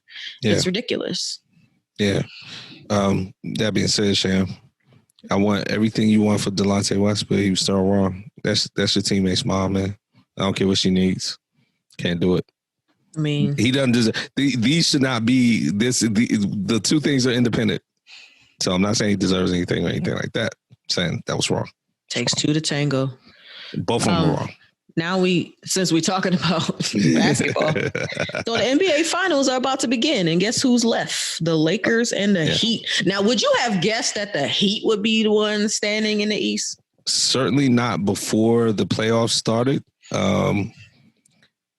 We did talk about a couple episodes ago that we felt Jimmy Butler would be, and an instant improvement and a substantive addition to that team, and that they would be better and demonstrably better.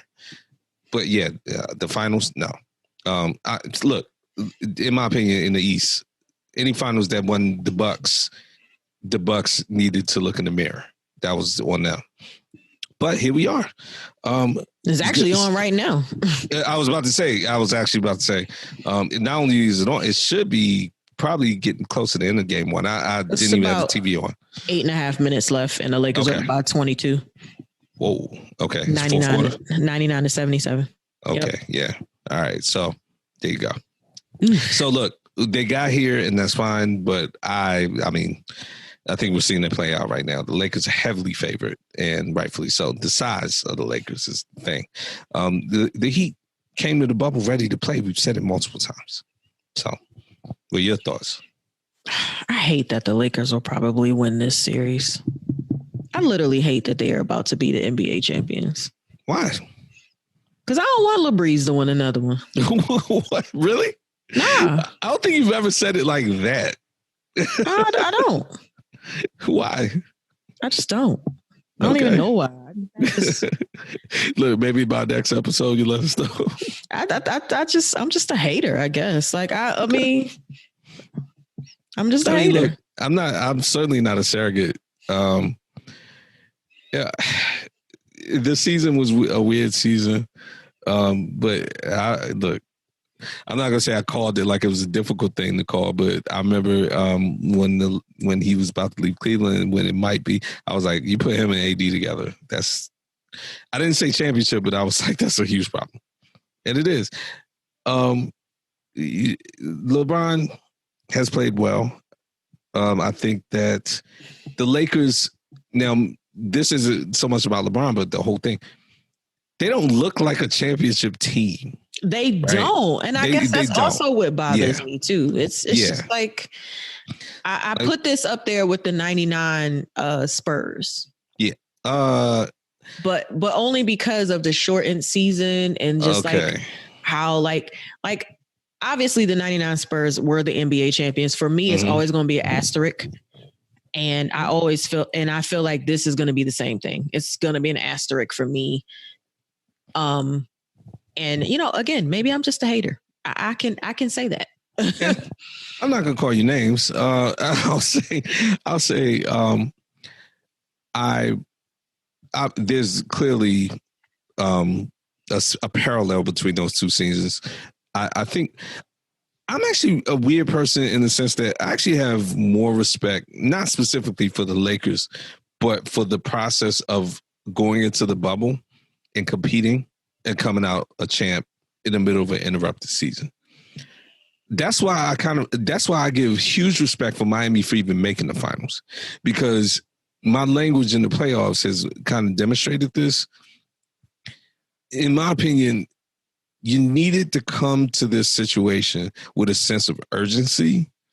Like, this is a strange situation. We've gotten through 60 plus games, 65 games, whatever it was of the season. Then it got interrupted by this global crisis. But then, like, we pieced everything back together, or cobbled, I should say, the NBA has back together and given us this opportunity to at least close out the season.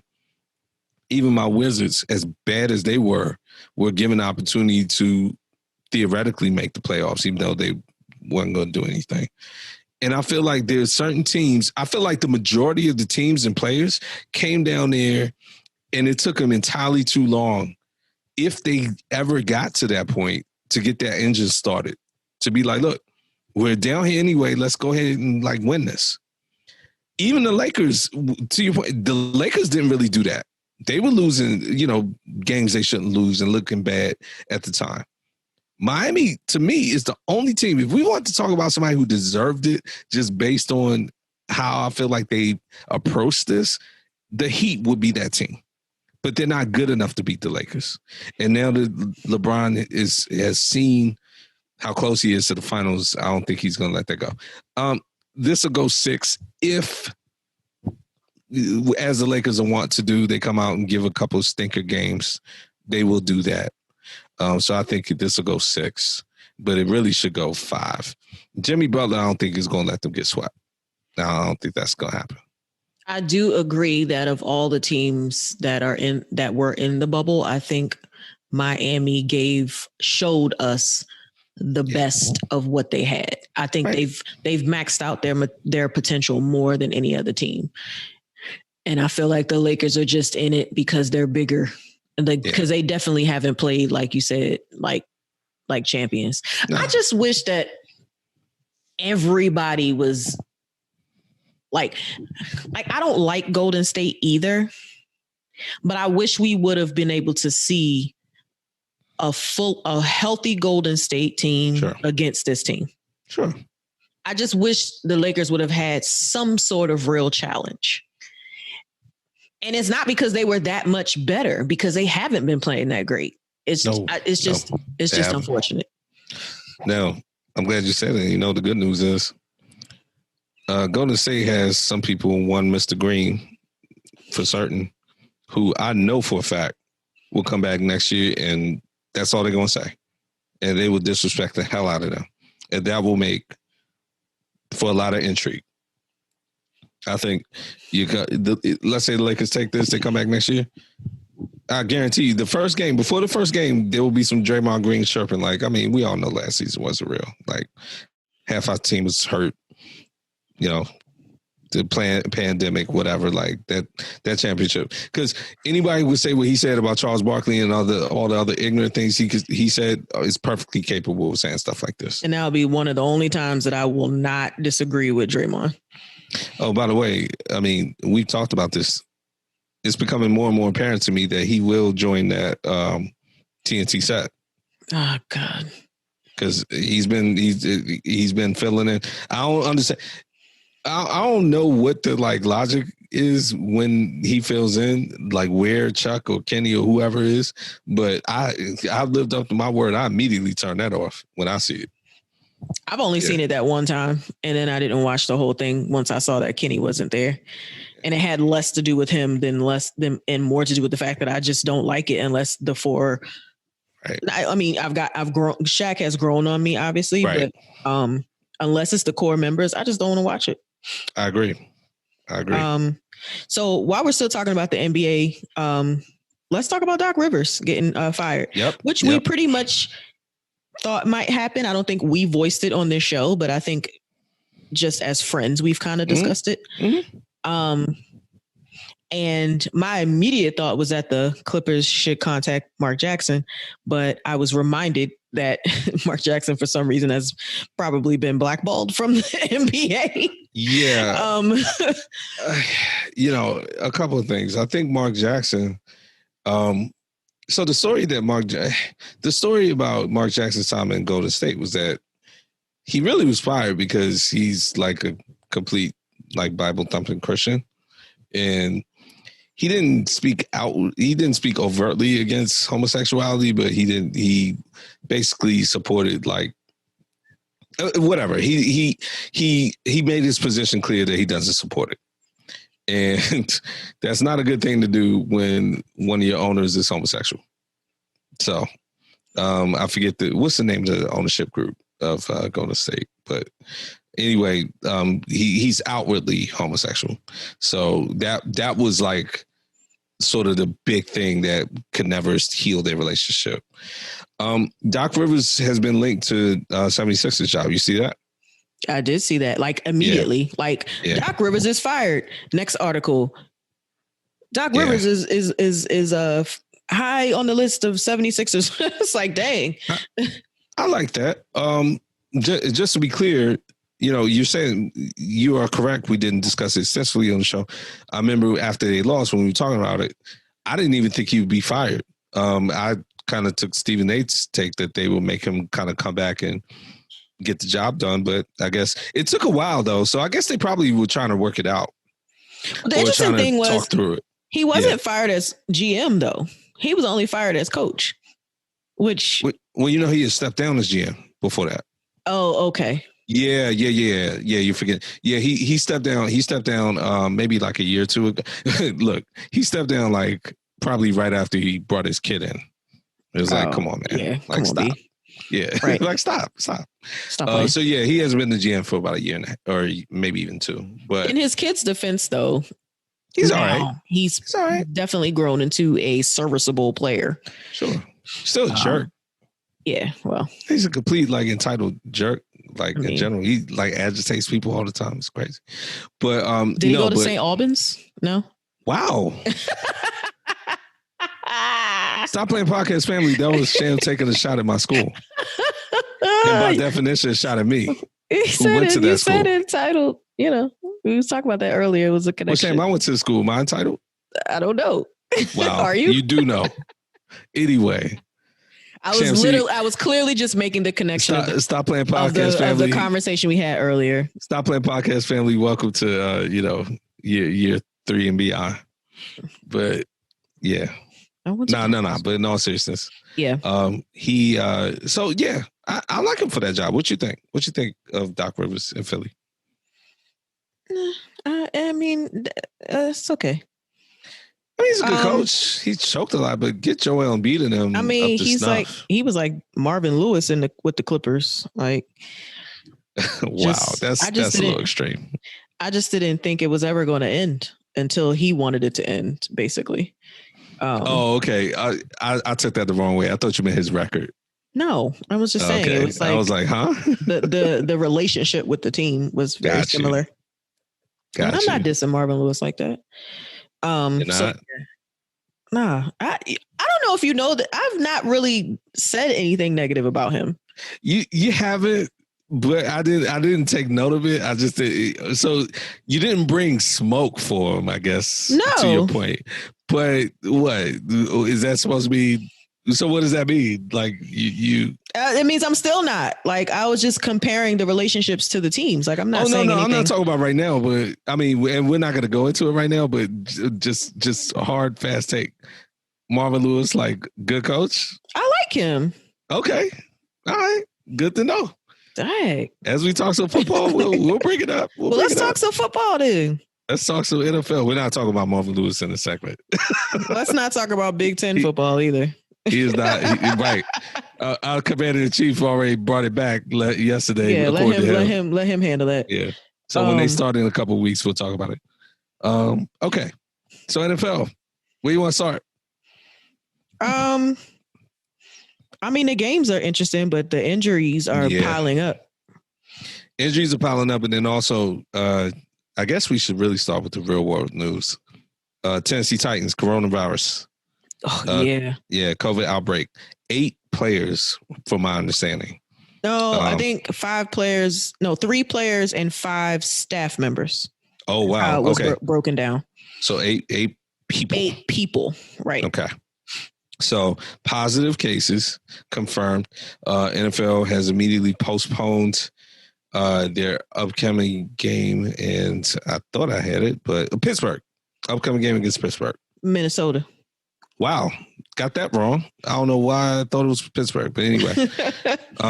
Upcoming game against Minnesota is... Or wait, maybe they just played Minnesota. Whatever the case, the article read 8 people from Tennessee, nobody from Minnesota. So... Okay, I think they just played them. I think they're about to play Pittsburgh. I don't know why I thought it's Pittsburgh. I'm looking it up. You're looking it up.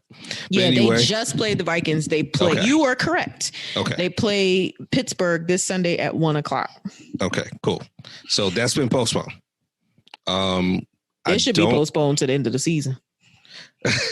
Well, I don't know about that. No, because the quarantine should be 14 days. Yeah. Right. So in 2 weeks, they have another team to play. So what are they going to do? Push back all the games? They should probably just put it at the end. I think people have figured out like when their buys are and tried to like make that work. So yeah, I think you just figure out when the buy is. You move their buy up to this week and then look at the other team and see if that works. And then that's it. So they both get a buy this week then. And then that's going to be, I have to look at their schedules because I don't think they're aligned. I think the fans looked it up and no, they're not like in the same bye week, of course, but they kind of like there's some movement around. See, you know what I like? NFL fans do this. I'm one of the fans. When we look at the NFL, like, yo, y'all have this like booming business that just like kind of runs on itself. But y'all just sit on y'all asses basically and make stupid decisions when y'all should be proactive about stuff. Like looking when these bye weeks are and rearrange and like you're postponing this game.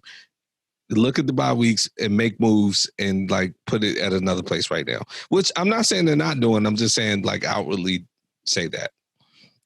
But anyway, so that game is postponed. But I mean, Major League Baseball, I would be more despondent, but Major League Baseball went through this with the Marlins where they opened up and then like a week into it, there was a huge outbreak on the team and you thought it would lead to other outbreaks, or at least I did. And it didn't. They contained it and, quarantined everyone and did all that. They had to move games around and cancel a bunch of games or postpone them, but then they were able to finish the season. So hopefully that's this case. But that's off the field. That's off the field. We talked about the injuries on the field. That it's still bad. Now, a couple of people coming back. Kerry Kittle. Kerry Kittle's coming back. I know. Kerry Kittle's coming to play football? Dang, in his 40s? Oh, man. That's the first time I've even thought of Kerry Kittle like in years. But anyway, Greg Kittle. I saw some good news about him. George Kittle? Wow. Yeah. So let's try for the third attempt, George Kittle. He's coming back for the 49ers. Denver made an announcement. So their quarterback, Locke, is still hurt. He's going to be hurt for another 2 or 3 weeks. I didn't realize this. I didn't watch the Denver game last week. But they put in Rippon. I forget. I think it's Alex Rippon. Hold on. Mark Rippon's kid? No, he's his nephew. Oh, okay. I thought it. Yeah. Oh, no, he has a daughter that plays quarterback. Yeah. So he, Brett Rippon is his name. Brett. So Brett Rippon will be starting for Denver. I just thought that was, connection to this area. Whatever. And they lost another defensive player, a defensive tackle, I want to say, for the year. Yeah. Yeah. So no, they still, they're still reeling. Now, what kind of big injuries? Did any big injuries come out last week? We were talking about the injuries. Saquon Barkley. Well, we talked about it on the show though. I just wanted to see if any kind of new ones came out after that. But yeah, no, Saquon Barkley. I mean, that's devastating for the Giants. They weren't going to be good anyway. Yeah, like I always say, they didn't deserve him. Yeah, they didn't deserve him. So, but okay, on the field.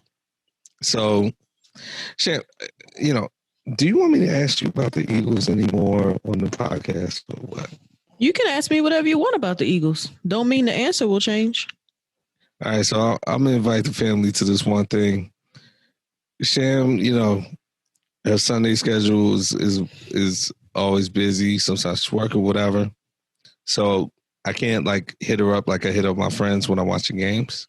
I have to wait for her to let me know when she's seen games. And the last 3 weeks or first 3 weeks of this season, her indication to me that she either has seen or known about the Eagles results is she just hits me with Eagles trash. Eagles trash. Is that accurate? Eagles trash. Yeah. What's going on with the Birds? I have no freaking idea. The fact that Doug Peterson had to come out this week and say that he's not benching Wentz is telling. D-Hop is questionable this Sunday? So, no. So before we get off the Birds, go ahead. I mean, go ahead. Fans are calling for Wentz's head because that's what Philly fans do. However, you have to factor in that half the offensive line is out for the season. So y'all offensive line is decimated. Right? What are they talking about? Yeah. So I don't know if they want this kid to create miracles out there, but he still needs somebody to protect him. Dallas Goedert went down. He's going to be out for 6 to 8 weeks. Djax has a hamstring injury that he's nursing. And they have the nerve to have us on a Sunday night game against the 49ers this week. Oh, God. Well, no Jimmy G for the, Mullen, Nick Mullen, right? I think it's quarterback. Jimmy G wasn't our issue. Yeah, no, he wasn't. He's on the other side. Now, before we move on, the reason I'm saying on the birds real quick is because y'all were one of the more intriguing stories of the week because of the result of your game. So, as the resident Eagles fan on the podcast, what do you make of the decision about the tie? It's not a loss. Okay. A little bit more specifically, do you agree with the fact that he basically, he played not to win and to tie instead of trying to go for the win? Do you agree with that decision? Absolutely not. You should always go for the win. And that's typically a Doug Peterson move. Like he goes for it on fourth down. He goes for 2 when it's not even necessary. Like, so to go for the tie and not the win is just ridiculous. I mean, people calling for Winston's head. You're not doing your quarterback any favors by not putting the ball in his hands in that situation, trying to let him help you guys win the game. But here's what it is. You know what the good news is? You're in a horrible division. So let's talk about it. Yeah, we still in third place. Right. Cowboys lost to Seattle, and here's why I like the Cowboys. Jerry Jones still thinks it's a good idea to go out on that radio show every week. And on the show this week, basically said the difference between Dak Prescott and Russell Wilson was what won that game. Now, Dak Prescott had 475 yards. I believe he had a fumble. I don't know if he had an interception. Wednesday Night Lights, guys, if you heard him. But he had a great game. But Jerry Jones is basically playing to see for why he's not going to pay him after the season. He already franchised him, but he's not going to pay him long term because they keep losing games like this, even though he's playing well. Ezekiel Elliott had 2 fumbles, by the way. So that's somebody he's not happy he paid. Wow. So, yeah. That's the Cowboys. Any word on them? No. Nah, except for Dak is apparently leading the league in yardage. Yeah. He almost had 500 yards. Like, he's over 1,000 yards already for the season. But the problem is every game he has like 1 turnover, but it's a big one. So like he'll have a fumble and it's a big one. It's less about the yardage with him than it is about the intangibles. Mm-hmm. So there's that. Jordan Reed is out for the year, but I could have predicted that. I didn't know that. Is it with a concussion? Please say no. No, left knee sprain. Well, it says 6 to 8 weeks, but he's always injured. Which he is always injured. I think we mentioned during our NFL preview show. Yeah, and the reason we were so adamant was, I mean, there are a lot of guys who get always injured. Jordan Reed has had, at minimum, 4 concussions, maybe 5, something like that. He should not be playing football. So that's just my thought. And not like, I would tell him that. Clearly, he's not listening. Employers like Kyle Shanahan should not be bringing him in, but whatever. Right. I didn't know JPP was still in the league. I didn't either. He was with Tampa last time I checked. Still there. Okay. Did he have a good game? He's questionable this week. Okay. Well, a couple of big round robins. Look, my boys, we lost to the Patriots. We left some points on the field. I don't really have to go into the game. I was happy with the offense played. Cam looked good. You beat the Saints, which... Oh, right. We haven't talked since we took. Yeah. I don't know why you kept thinking that y'all were going to lose to the Saints. Like, I knew y'all was going to win. That's why I kept saying, are you going to lose? Our defense is terrible. That's why. So is theirs. That's fine. When you have a terrible defense, you can't take any game for granted. But listen, the offense did play well. Darren Waller had a monster game against them. Yeah, and it did nothing in the Patriots game. Like, they shut him all the way down. But yes, he had a monstrous game against the Saints to the point where people like you and I knew about Darren Waller. But then he was starting to get talked about over the course of the week. Like, hey, man. And it's correct. He's up there with Kittle and Kelsey in terms of productivity. And as a physical specimen. Oh, that dude is huge. He's like on Gronk level. Correct. Like up there with anybody. But the Patriots shut him down. Carr didn't really look to him. So and he was battling an injury all week. A little dinged up. He was a little dinged up. So I think that kind of came into play as well. I don't think he had the explosiveness that he normally did. He didn't. Excellent point. So looking over the divisions, we already kind of went over the East. I mean, the Redskins are fine. Oh, they lost, but I mean, the leaders of the NFC East, Washington football team. Yeah, the leaders of the NFC East are 1-2, so they're trash. NFC East just whatever. Yeah, Giants. Sam, the Falcons. I hope the Falcons. The Falcons are going to be almost like a power segment for the NFL. We won't go too long on them, but they're going to be a long-running storyline. They find ways to lose every single week. They lost to the Bears, who benched Mitch Trubisky in that game and put in your boy, Nick Foles. Nick Foley and Dynamite. Yeah, you miss him? I do. Yeah. Wish we could have put him in on Sunday. Wow. Again, one of my best moments on the sports segment last year was like, you gave me a word that rhymes with rash for Carson Wentz. You kept texting me a word that rhymes with rash that you've now said about the Eagles a few times. But no, hey, look, and Foles, like you said, he's named a starter. He's starting going forward. That your man Matt Nagy was like, look, I know one guy who could win a quarterback. Let me bring him in right now.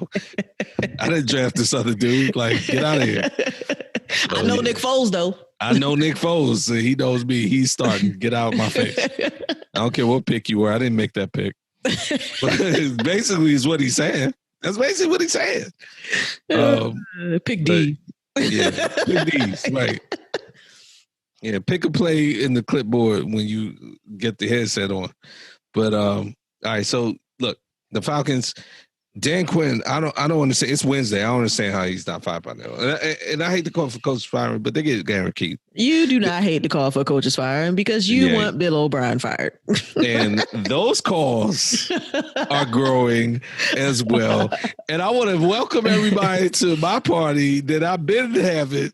I feel like a guy who started a party 2 hours early. Nobody was there, and I was feeling like I had no friends. Yeah, and everybody's at my party. Yeah. You hate him. I think if you knew him as a person, you would hate him. I don't think you do now because you don't actually know him. But so actually, I'm glad you said that. They did when they won Hard Knocks. They go behind the scenes. Bill O'Brien's son, I want to say, has like cerebral palsy or something. So they showed him and his wife taking care of him and stuff like that. And I feel, so as a human being, fine. I want no animus for them. Coaches have guaranteed contracts. NFL coaches or head coaches have guaranteed contracts. So when like Adam Schefter and everybody, even though all they do is gossip about this kind of stuff, they'll come out and be like, before I start, like on Black Monday, they'll be like, before I start, let's just remember these guys have like lives and families. It's like, dude, shut up. Like they got money. They'll be fine. No, it sucks to keep moving around, but whatever. Bill O'Brien's fine. He's fine. Yeah. He needs to be fine. I just don't love that Deshaun Watson is out here 0-3. And I put that on Bill O'Brien's jacket. He's out here getting sacked all over the place, as we've talked about. You want to talk about deserve? I haven't said it like you said it about Saquon, but I'll say it now. The Houston Texans do not deserve Deshaun Watson. I absolutely don't. I think the Philadelphia Eagles do. Engineer trade. I like that. You know what? Put Carson Wentz in a box and ship him. UPS. Be like, hey man, he almost got us to the Super Bowl. Nah, ship him FedEx. They'll just drop the box in the middle of nowhere. How far and fast? And y'all paid Wentz too. That's the thing. Yeah, man. Couple other notes. Look, Russell Wilson, early candidate for MVP. He's a machine. Yeah, early candidate for MVP. Actually, I don't know because Green Bay. A-Rod. Yeah, I'm about to say A-Rod out here, Green Bay out here looking unstoppable. So A-Rod is not having it. Nah. A-Rod and LaFleur was like, man, y'all keep talking. We went 13-3 last year. Rashaka especially still won't shut up. about us. So let's just go out and start. We talked about A-Rod and the Packers in great detail on our NFL show. And I believe both of us, I know I specifically said that he going to come out here angry with something to prove. Actually, that was one of our funny segments because we named all these problems and it was like, but they're going to smash everybody. Like they're going to smash people. Yep. Yeah. So that's fine. Look, yeah. So they're looking good. Brady, Tampa. Seems like they figured it out. Having Mike Evans back 100% helps with that. Yeah. Well, Gronk still ain't doing much. So no, he's not. That was one of my kind of predictions. I don't think he's going to do much. I think you're saying he's going to be kind of a decoy. They're going to use him maybe over the course of the year if he feels better and he gets back in the swing of things. But if people were expecting to see the Gronk from New England, like, you shouldn't have expected that. I definitely wasn't expecting that. Yeah. But I was expecting a little more than I'm seeing. Because, Gronk, I don't know if he just he fell out of love with New England or if he fell out of love with football. But either way, I feel like that's going to take a little bit to get back. Yeah, I think it was definitely New England.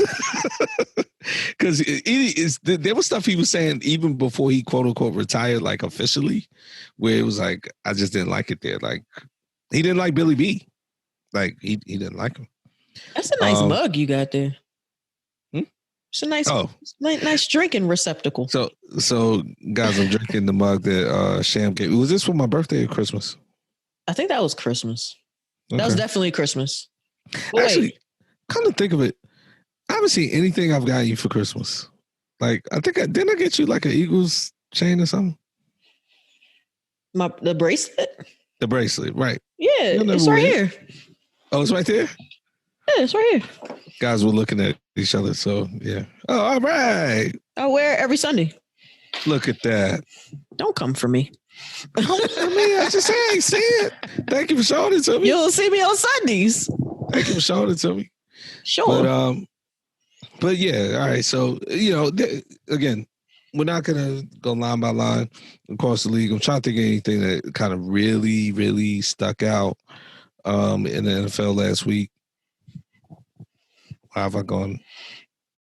Nothing really, really stuck out to me except that the NFC West is out here balling and the NFC East sucks. The Titans are 3-0, which is surprising. And I mean, that's about it. Like I was going to mention that Tampa Bay looks like they're kind of circling around to being what we expected them to be. And then New Orleans is seemingly having a few problems. People are actually asking for crab legs, which is crazy. Absurd. Absolutely absurd. That is how you can like logically say that you should replace a healthy Drew Brees with Jameis Winston. Like there are a lot of times you'll say when someone says something that tells me they don't know anything about the subject matter, like that tempts me to say that about football with someone saying that. Right. The Bears are actually 3-0. Yeah. Yeah. So based on that win, so they're undefeated as well. So the Bears and Packers. So now, Sham, Kirkbox, that situation in Minnesota is not looking good. Aren't they 0-3 or did they win one? Yes.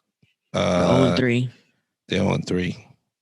And Kirk is not looking good in the process. Jesus. Well, like somebody's going to get a win on Sunday because they playing Houston. So either he going to get one or Deshaun going to get one. I'll put my healthy money on Houston based on how Kirk is playing.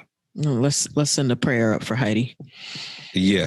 One last thing, Sham, you know what? I saved the Kirk, and we may have to cut this as a whole other segment, but I don't plan to spend long on it. I know we've been going long.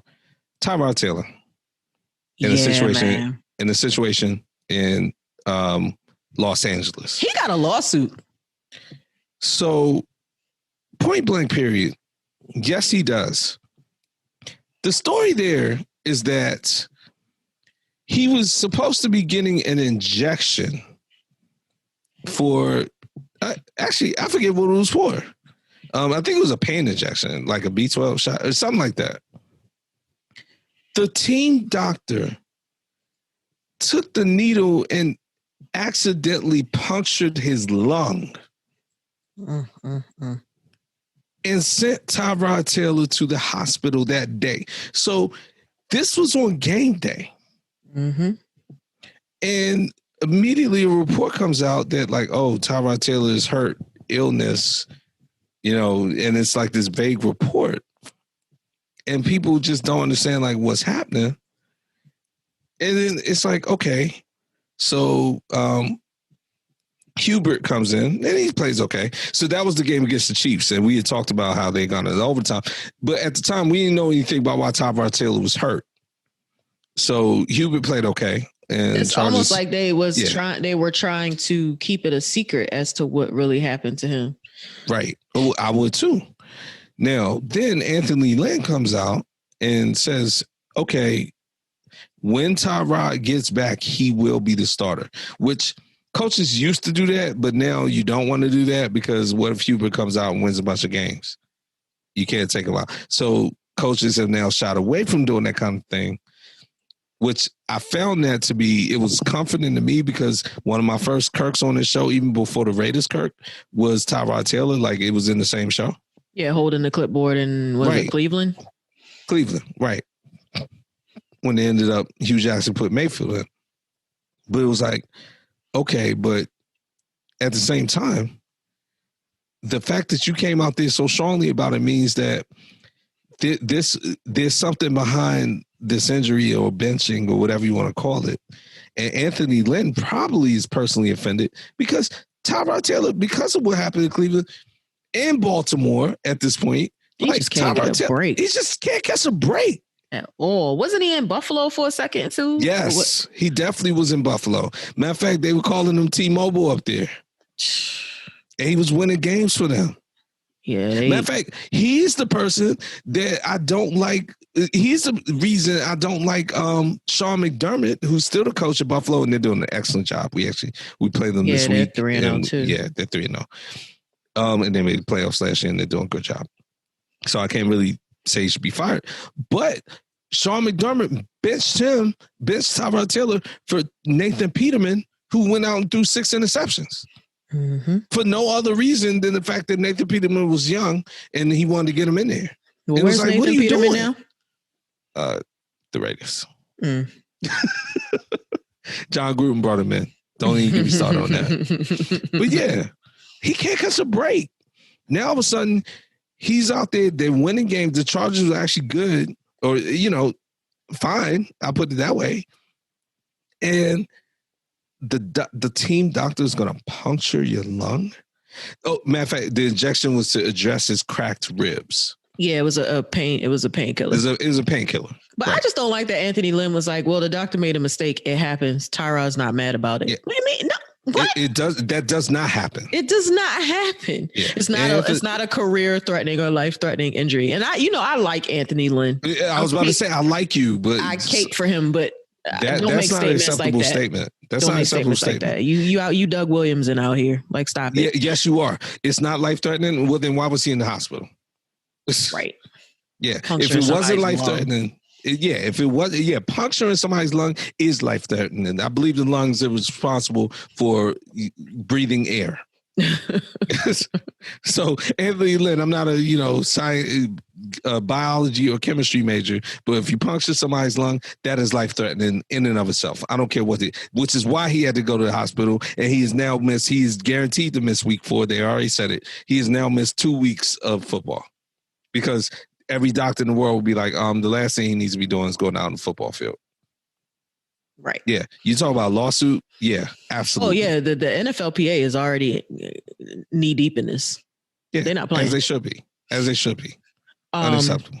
One more football note. Did you watch the Ravens and the Chiefs? I did, the whole game. I watched the whole game as well, which is rare for me. I usually don't watch full games of teams that I don't support. Not even for fantasy? Nah, I can just check my fantasy. I'll just look on the app. Because it was on Monday night. That's why. That's the only reason I watch a whole Monday night game is if I'm in a nail biter, which I was, and I pulled it out. But go ahead, keep going. Oh yeah, I was actually up, and then I had Ravens D and the Kansas City kicker, which basically only got me like 4 points total, but I had enough of a cushion to sustain the win. But my opponent had KC's rookie running back, the one with the hyphenated last name. I can't. And I was like, if y'all don't bench him right now, please stop giving him the ball. Yeah, like I was so mad. It was like a minute and a half left and they were still feeding him. Like, stop it. But I ended up winning. But takeaways from that game. Actually, I was more impressed with it. Look, the Chiefs offense didn't do anything that I didn't say didn't think they could not do. They're explosive. They score points. I was actually more impressed with their game plan against Lamar Jackson. Yeah, the defense was amazing. Exactly. And they haven't been known for their defense, but Alex Jones is a good defensive lineman and is going to be good for them for a long time to come. They crashed that pocket, and Lamar Jackson is athletic, so you would think like that wouldn't be as big of an issue, but it was, and they stifled him, and I think that in turn got in his head. And look, overreaction city. There were people coming out after that talking about the tape is caught up to Lamar Jackson. He can't throw, he can't do this. The Chiefs had a good defensive plan and executed it and pummeled Baltimore. Right. It was curious at the end of that game, though, what they were doing. They had the Ravens had no timeouts, and they could have kneeled several times, and they just kept giving the ball, and they were up by considerable margin. So I'm not sure why they were doing that. That part was like crazy to me. Like, there's no way for the Ravens to come back and win this game, but y'all are pushing the issue. It's almost like not that they were running up the score. But I just trying to. It's almost like they were trying to. Like, you've already sent a message, like you're 3-0 against Lamar Jackson and the Ravens. Like, it's no need to keep feeding the ball to this running back. Because at this point, I'm like, all right, you're trying to run the score, which is very unsportsmanlike. And then secondly, in the NFL especially, you don't do that. And secondly, you got all these injuries out here already. Mm-hmm. Take this kid out the game. He's obviously going to be your number one for the season.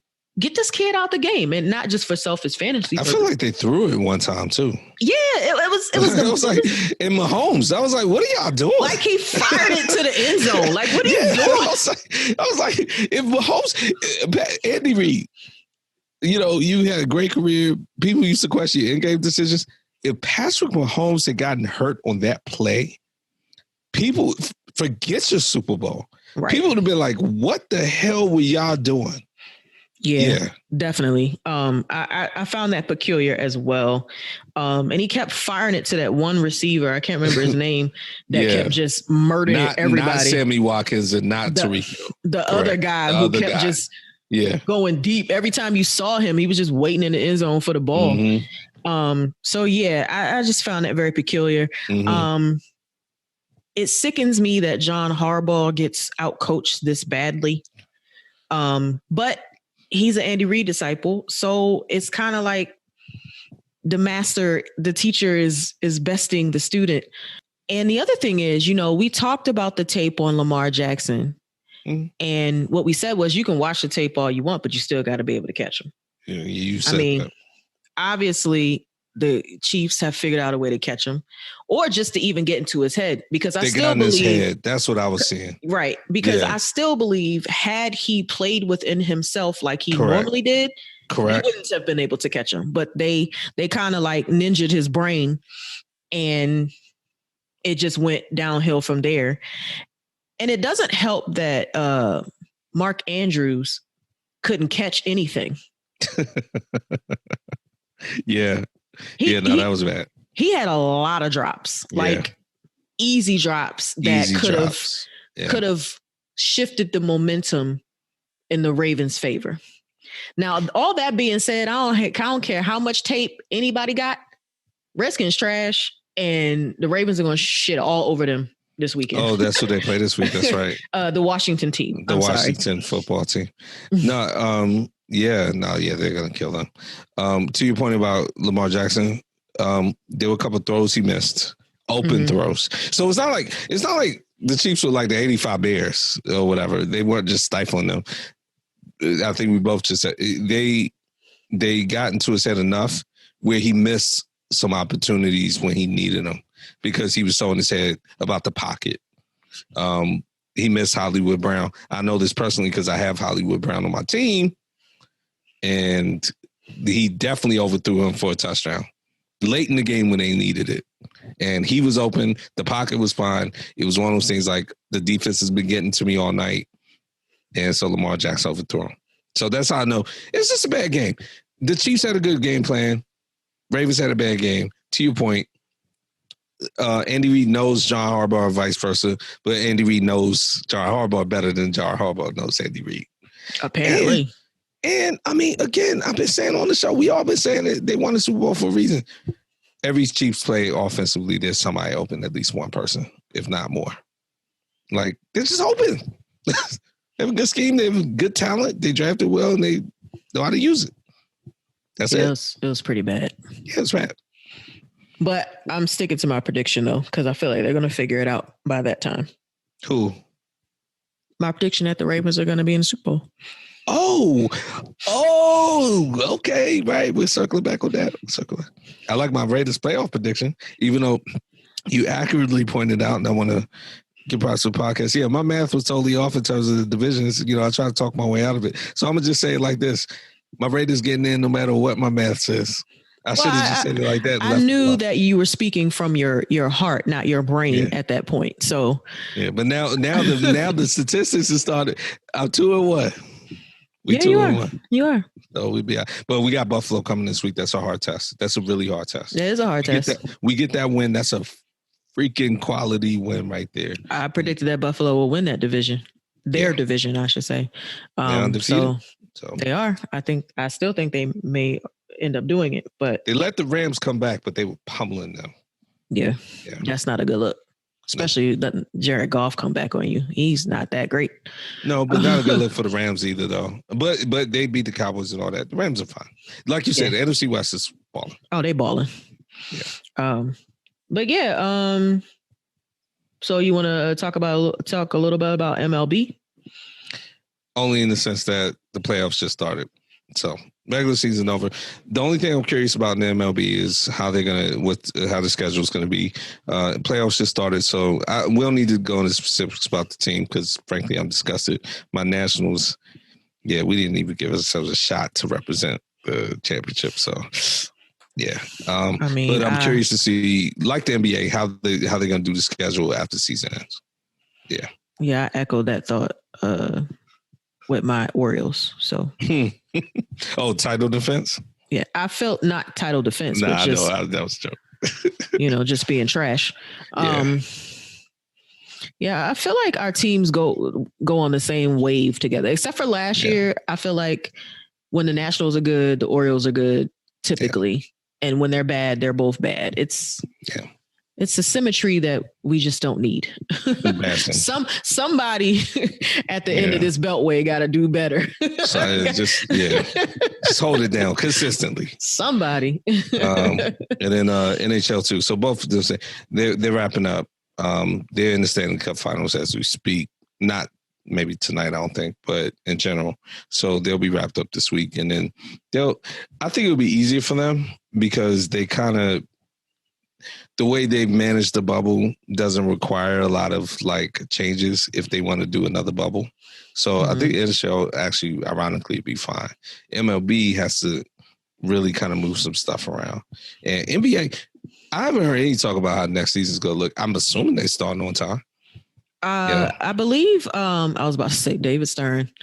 I believe Adam Silver said that they want to start the season in December, but that doesn't make sense. And I think he switched it and said early 2021. But again, we don't know what that looks like. And I mean, that doesn't give the players that much time off. I mean, I guess if the finals are over in October, in 2 weeks, that gives them about a month and a half or almost 2 months to get rest. But at the same time, it's not their normal off It's season. not, but you know my stance. I don't have any sympathy. The only thing, because a lot of players have gone home, and that was after a 4-month break in between. Mm-hmm. So really, we're talking about the Heat and the Lakers. Month and a half to me is fine. Y'all had a 4-month break in between, so y'all good. Yeah, that's y'all true. Good. That's true. Yeah, y'all good, and we're good. I'm good. I'm good too. This wraps up this 80th episode of the Stop Playing Podcast, number 80. Jerry Rice? Yes, I'm with it. All right, Jerry Rice episode. We conveniently didn't do the 70s because we didn't even try to say anything. Yeah, nah, I'm with it, Jerry Rice. My mind wasn't even on it. Yeah, GOAT. Now, the problem is if we say Jerry Rice, are we saying this is the GOAT episode? I wouldn't go that We've far. already had a GOAT episode. Exactly. In which we named. Right. But, yeah. So we can just say number 80 as a GOAT, like unofficial. One of the GOATs. Yeah. One of 80 GOATs. All right, man. I'll let you take us out, my man. Oh, man. Thanks for listening, you guys, to this episode of the Stop Playing Podcast. Once again, you can find us on Apple Podcasts, Google Podcasts, Spotify, or wherever else you listen to podcasts. Just make sure you type in the Stop Playing Podcast. Also, chop it up with us on Facebook and Instagram at the Stop Playing Podcast and on Twitter at Stop_Playing Pod. Make sure you subscribe on our YouTube channel under the same name. And always remember, no double dipping unless it's the podcast. Keep your chips on the plate. And we'll talk to you next time. Stop playing.